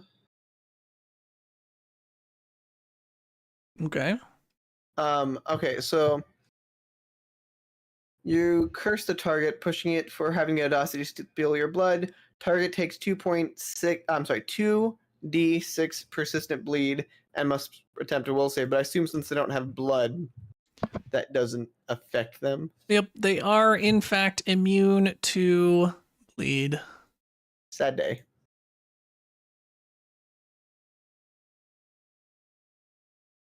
All right, Ankalupu doesn't know what's happening, so that's the end of his turn. Mano Nui, it's your turn. Cool. I'm going to do diving breach. Which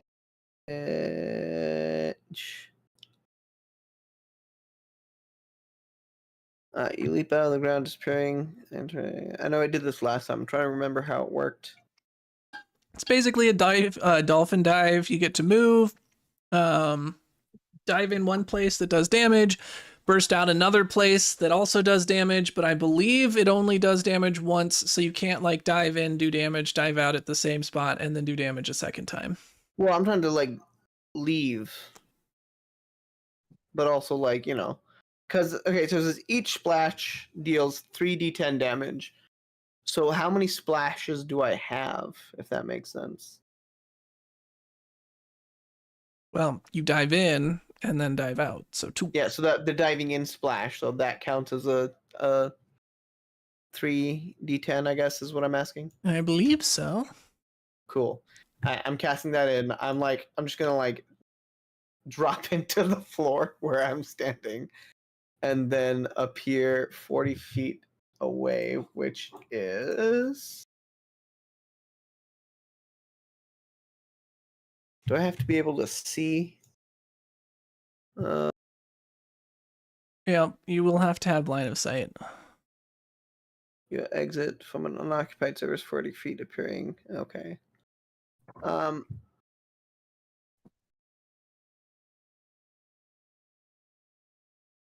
guess I'm gonna appear out right there. All right, and what is the range on the splash? I think it's 5 feet or 10 feet. Let's see, within 5-foot ammunition. You have to leap 10 feet first, though. All right, so I'm guess you could maybe I was gonna leap leap to here. right here. That would hit the 2 adjacent, and then 40 feet. Yeah, you could get over here for your Sweet. exit leap. And then you move another 10 feet from there. So you land 10 feet away from where you exited, so you can now be like right next to Ip if you would like. Well, so I'm gonna jump up here into the floor, pop out here, and like a swan dive and like get across the floor to right here. And then I'm gonna use my other action to say, there are ghosts in the other room. Cough. Because, it feels like I just got out of water. Yep. In fact, you have just gotten out of water because the way that this works is that you briefly dive through the plane of water. Oh, that's right. Yeah. So you have been literally in water. Like if you thought you were soaked this morning, you are way wetter now. And then I did 3d10 bludgeoning to those two fellows. Yep. Go ahead and roll that. Uh, They get a reflex save. 22. Okay. Let's see what they get for their reflex. What is the DC on the save? 21. All right. Well, one got a 30, so that is a success. That's lame. The other one got 22, which is Dang. exactly DC. So they both succeed. Neither of them critically succeed, though. I would assume it's half damage on a success. Honestly, yeah, half damage. So 11 each. Okay. They take some damage. There we go. Does not seem like much, though. No, Loki, I got this spell, so I could both do a damage and run away at the same time. Yeah, and that's a much better use than last time where you used it to attack and then just got grabbed and had a yeah, you were just doing a what do they call it, where they get the barrel and they chug it. Oh, It's like a college thing. I know what you're talking about. I just don't know what it's called. Anyway, you did that unwillingly. Anywho, I'm gonna when I get out of the floor water and say, there's some angry ghosts probably coming this way. I'm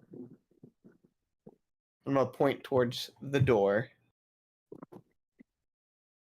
All right, and you have one action remaining, I believe, because I assume that's a 2-action spell. Yeah. I am going to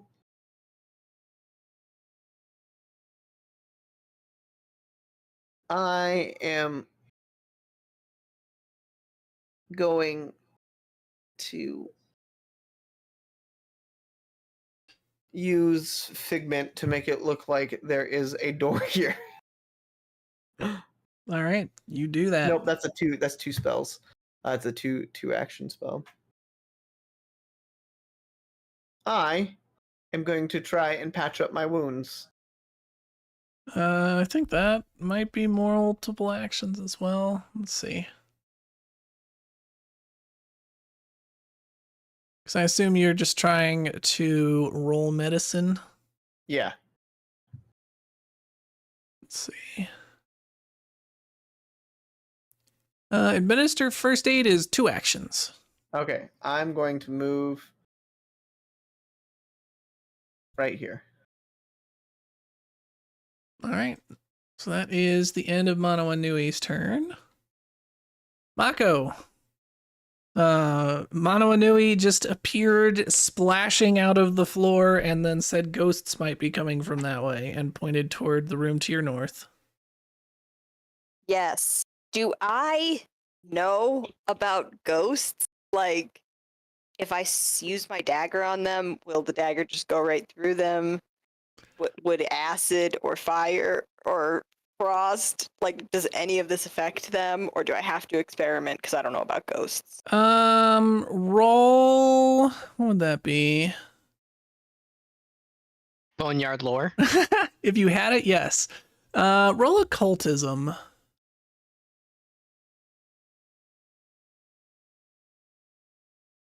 Okay, give me 1 second. Here we go. Oh my goodness. Occultism, great. I'm gonna go ahead and roll it. We got 7. All right, you have no clue. Okay. Ghosts, let's do it. Alright then. I'm gonna try lightning. Lightning hurts most things. True. So.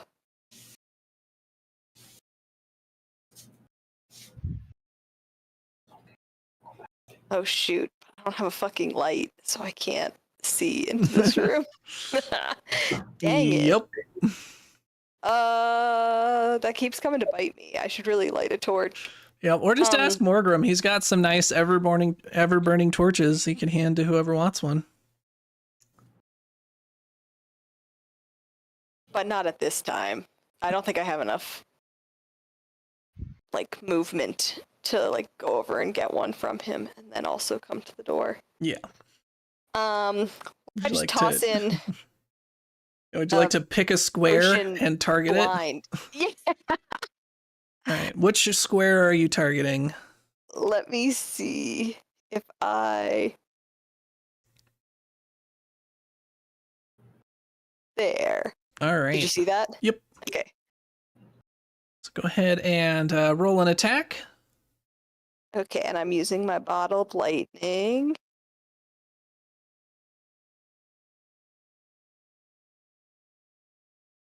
$25. All right, that'll hit. So you hit it exactly where you're aiming. And you do see a brief flicker of the ghosts in the light of the bottle exploding. And it seems that you fired it just one square to the right of one ghost. But that should hit it with the splash, of course. So Awesome. it takes the 4 points of splash electric damage. You have no idea if it did anything, though. Right. Okay. And if I moved and I threw a bottle, then I still have one action, correct? Correct. Well, might as well try something else. So why don't I try also Frost? See if that does anything. Then they'll have 2 different effects on them. If either does anything, then I'm in good shape. And I saw where one was, so I can throw it directly at him, which I believe you said is right here. Correct. Great. So I'm gonna roll. Oh, but I have to do number 2. Yeah, and because you are not actively observing him, you know that you're at least hitting the same square that he's in, but you aren't able to throw directly at him. Basically, you're using imprecise senses effectively, so it will be harder to hit him directly. Okay, fair enough. I got a 19. All right. You can't tell if you hit him directly, but you at least hit the square he's in. Go ahead and roll damage.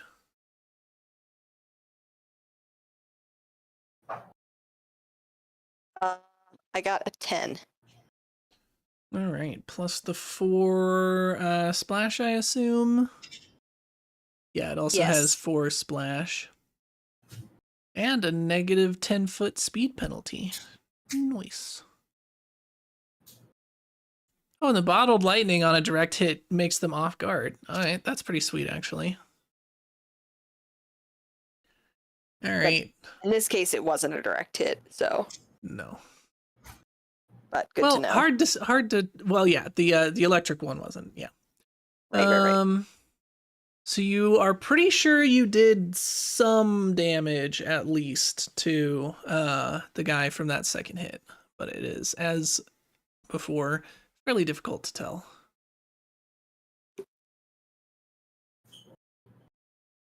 Yeah, that's on me for not having a source of light, but I am reckless, so it tracks. All right, so that is the end of your turn. Next up is Ghost Boy number 3. What is his move speed? All right. So he is going to fly straight through the wall to right here. Let me see. Right here. And he's gonna moan, "Woo!"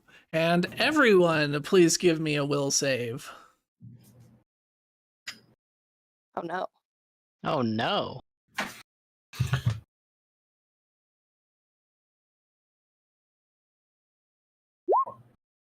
$21. 16.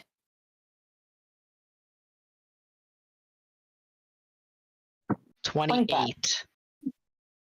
All right. So let's see.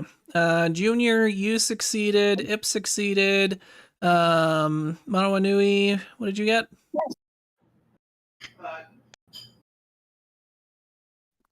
What was 21. that? 21. Okay. So you just barely succeeded. I need to roll for Phoebe still. Morgrim and Mako have failed. Yeah, that makes sense. Let's get Phoebe real quick.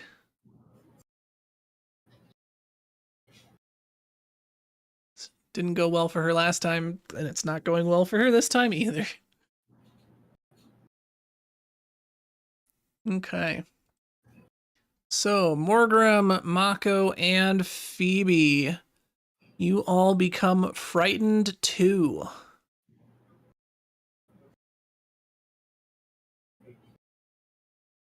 Is that something I changed like on my character sheet or something? Yeah. Oh yeah. So look for temporary.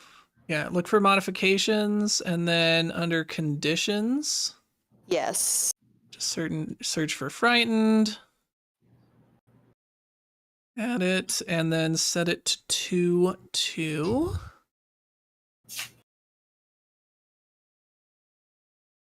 So what that is going to do is you take a status penalty equal to this value to all of your checks and DCs. But it does decrease by 1 at the end of your turn.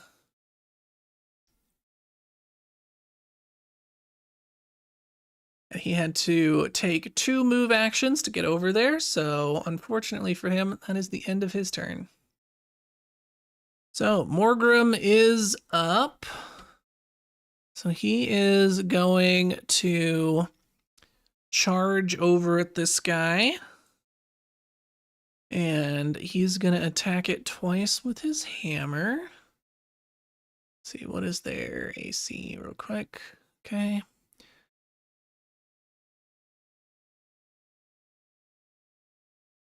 That is a crit and a hit.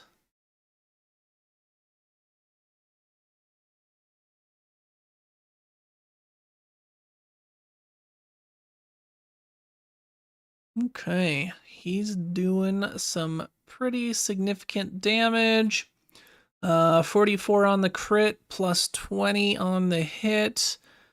How much of this is fire? Let's see, so that's 10 fire on the second one, and 20 fire on the crit. Then let me check this guy's resistances. Wait, which one is this? Is this 3? Yeah, 3. I'm pretty sure he's dead, though. Yeah. So he charges over. bellowing loudly and slams into it. You can see bursts of flame come shooting off of his hammer as they give like a soft impact. It's not a proper thud of a hammer on a creature, but somehow, perhaps through the magical runes on his hammer or whatever else, he is able to do significant damage, and he disperses this guy. Come on. 2 damage. No, not like 1 damage. There we go. Disperses this guy, and he is very dead. So that is Morgrum's turn. Again. Again, what? He's dead again. Oh, true.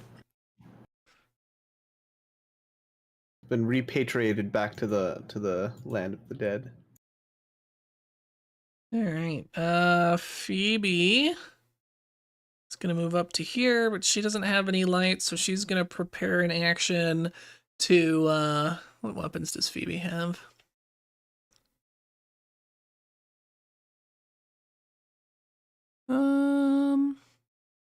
She's going to prepare an action to throw a dagger at, the first ghost that she sees.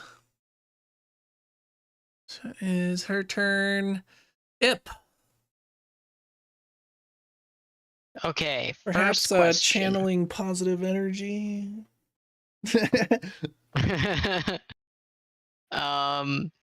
We First of don't all, do that here. am I still deafened and frightened 1 after the long rest? You are not deafened. I'm not sure what you got frightened from.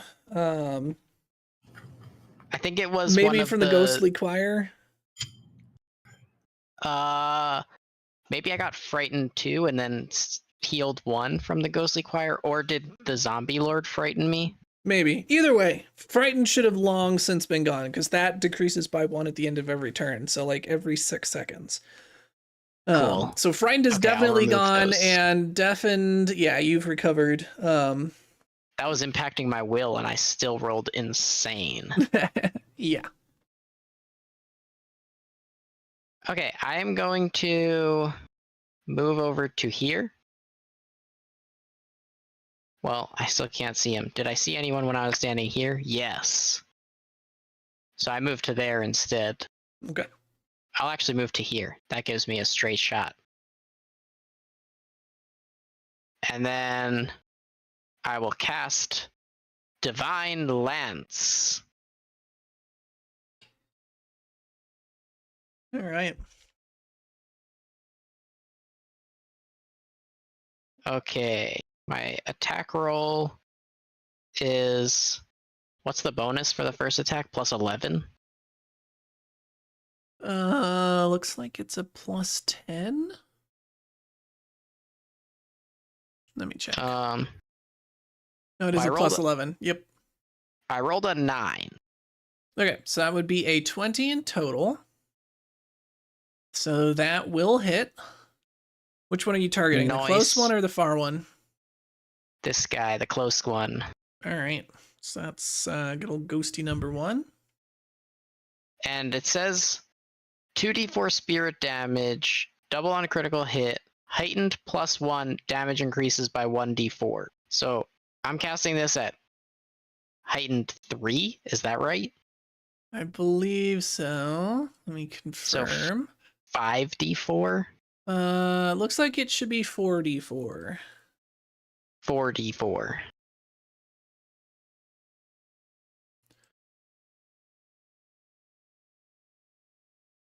It's doing spirit damage.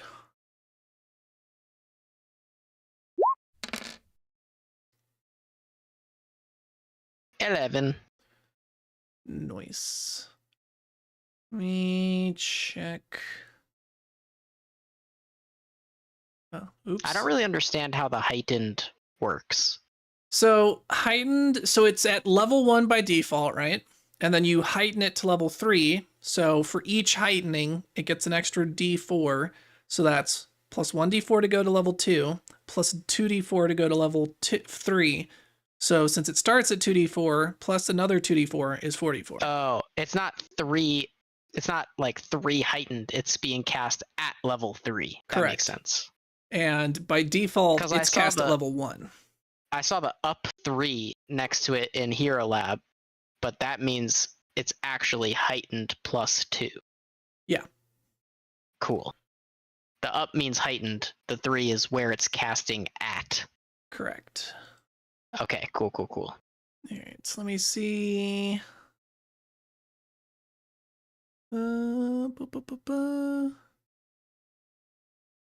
Sweet. So 11 damage. And you send out this spear of holy light, impacting it directly in the face, and you can tell that it is not enjoying that, and it fades away as its energies are once again dispersed to the void. Hiya. Well, spirit damage, pretty good against ghosts. All right, and I believe that cantrip is 2 actions. Correct. All right, so that is it for your turn. Ghost number 1 is dead.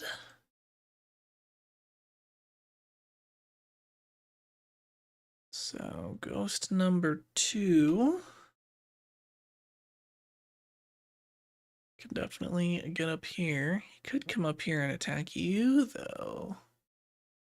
Right, what's his movement? I did just kill his friend. Yep. He's gonna come up here.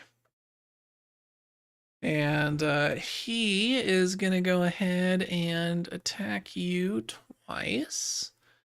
Since you did, in fact, just send his friend back on a unplanned return trip to the underworld. It's a spiritual journey. Exactly. Literally.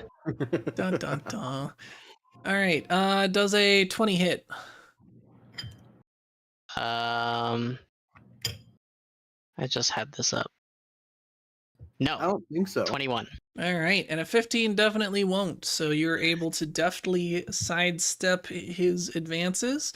Meanwhile, that will trigger Phoebe's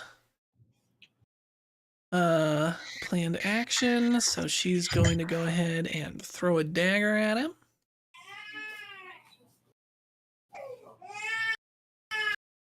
Go.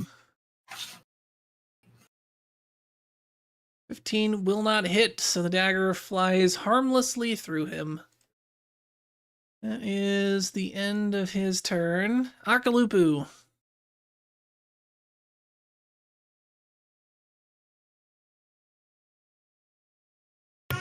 Please hold. Dun, dun, dun. I can. Oh, sorry, what was that? I couldn't hear you. It is now your turn. Okay, cool.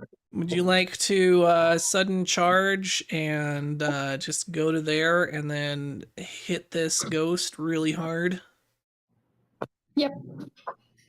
All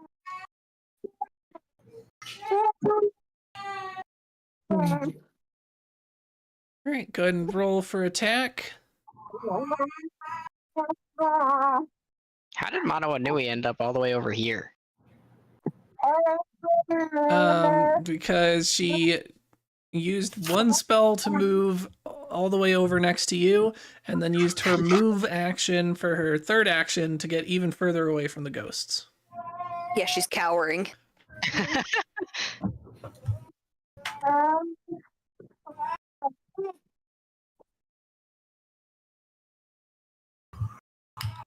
Do you need me to roll for you, Anna? Yeah, we'll see. I know it's more considering that Roll20 is dead. Or Hero Lab. Just, what time they pulled up? Yeah, it's being pretty slow even for me. 31. That'll hit. That's also a crit.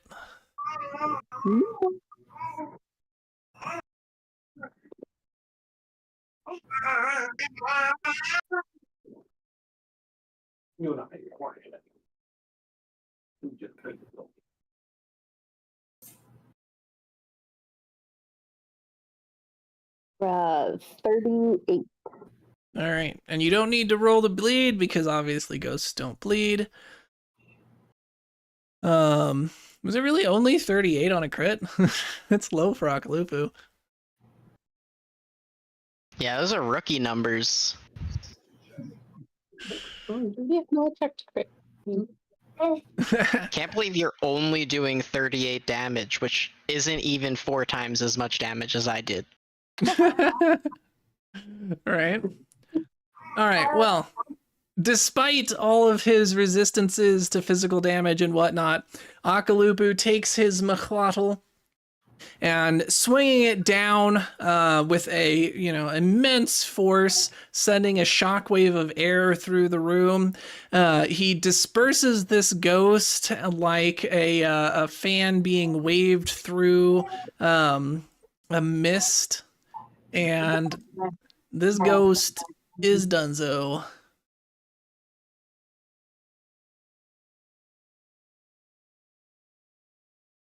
All right. And that's all the ghosts. So, crisis averted. Manawanui did not die.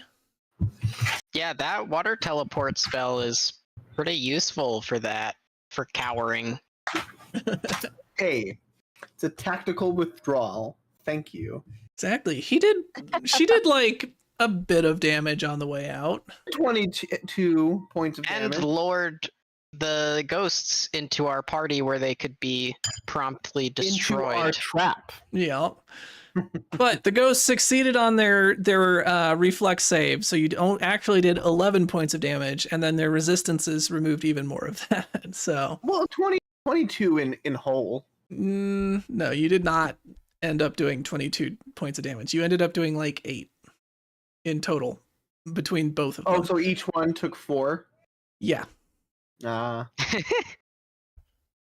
Like I said, first it got halved, and then their resistances kicked in. They are ghosts after all. Just the other ghost only had 11 hit points left, and Akalupu did like 38 damage, so it didn't really matter. All right. So that's the end of that combat. We've been going for a little over 2 hours, so we will probably go ahead and wrap up here. Let's see. What did Ip learn today? Ip learned that Divine Lance is fairly strong, given that it's a cantrip. Yeah. Especially against ghosts, it can Against do some work. ghosts.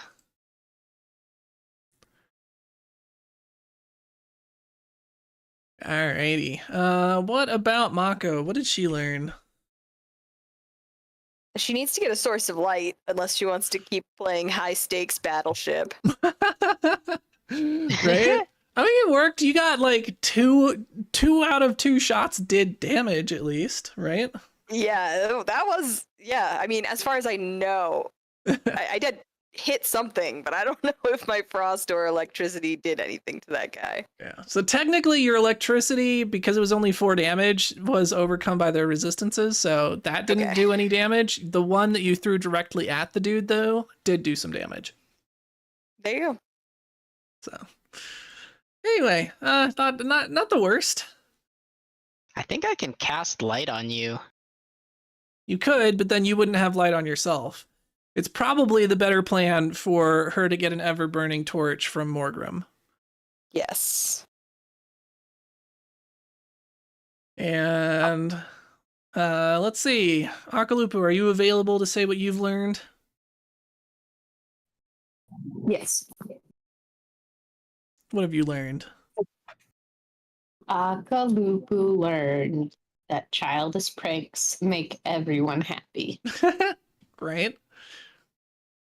And Definitely. revenge will be best served ice cold. Exactly. All right. And last but not least, has Manawanui learned anything? The flesh is weak, but the spirit is strong. There you go.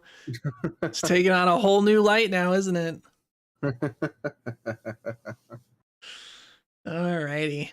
Well, thanks everyone for joining me. I hope you had a good time. I know I did, and I will see you all at the next game. Bye. Bye.